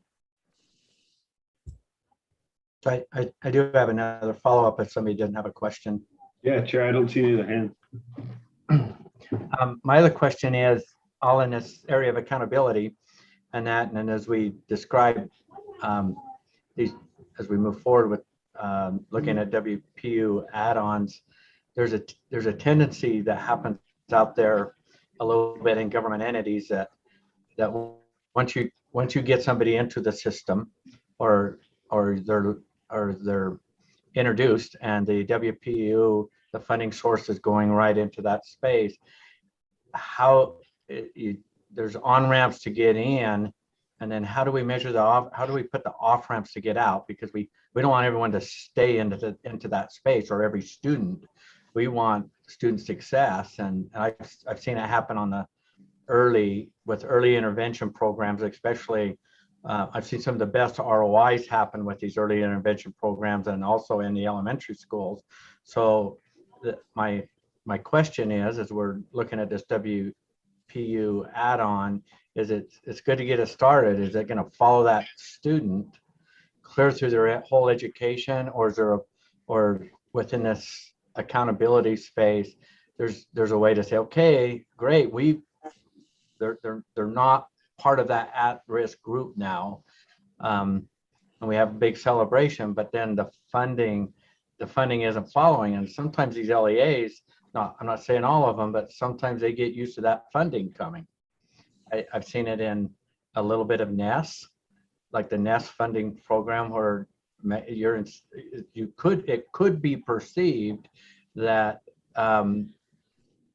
that you don't move a school. It's a necessary small school. You keep that school in that status to keep the funding there. And I'm hoping our students through this process don't fall victim to that. I'm trying to say that in a very good political way, but I think this is all part of, as we're moving forward at USBE into this space of WPU add-on, I think we've got to be really clear on the on-ramps in and off-ramps out. So can you speak to any of that, or am I way ahead of the game? I think you're raising an interesting question in terms of, trying to measure and look into outcomes.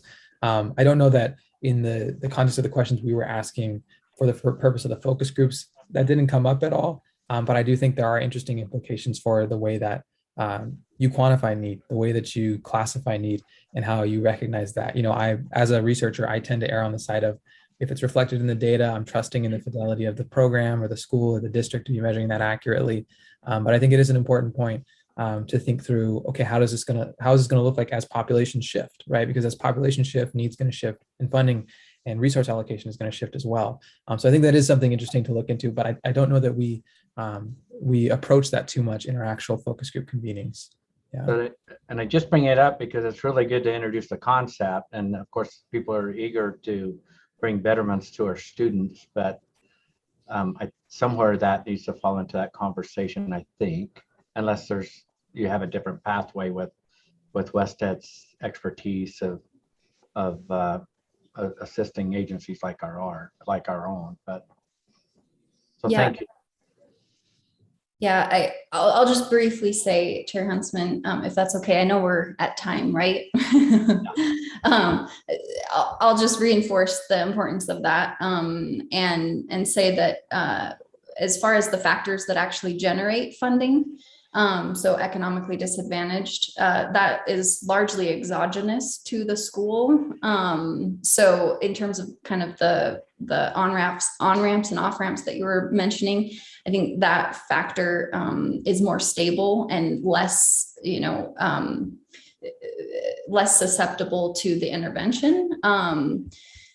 So that partially addresses, I think, what you're describing. But then in terms of how the LEA defines at risk and how the funds are used on that end, that I think is we'll have to think through what that looks like on that end as well. Thank you. Well, we are at time, but thank you so much for your hard work and that very clear and detailed explanation. Tiffany, could I maybe just ask really briefly, looking down the road in terms of next steps and ultimate action items for this group? We have more coming back in November. What's kind of our timeline for, taking all of this in and then taking action, recommending action up to the board? Yeah, so as I mentioned, there's the need to, repeal the existing EARS rule and implement and draft and adopt a new rule. We can talk about that in terms of prioritization. I do think this is a significant lift. So heading into the session and thinking about this in a more in that broader context, given the broader implications and the desire to approach this perhaps a little bit differently to enable that innovation while still, providing for the accountability. I could see it taking time, and I think we have time. I could see, this group coming back with, the full picture in December, I believe, and then perhaps working on a draft of the rule to bring back, maybe in March or April. All right. Well, thank you. And with that, I think we should wrap unless somebody has a final comment. But thank you all and welcome again, Sam, to the team. And with that, I will move us for adjournment and see members in a half hour. Thank you. Thank you all. Thank you. Thanks, Jim.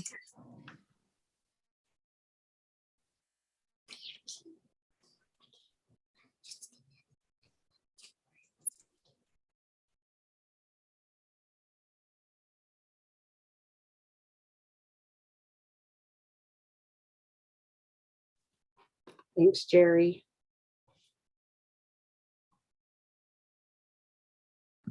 Thank you.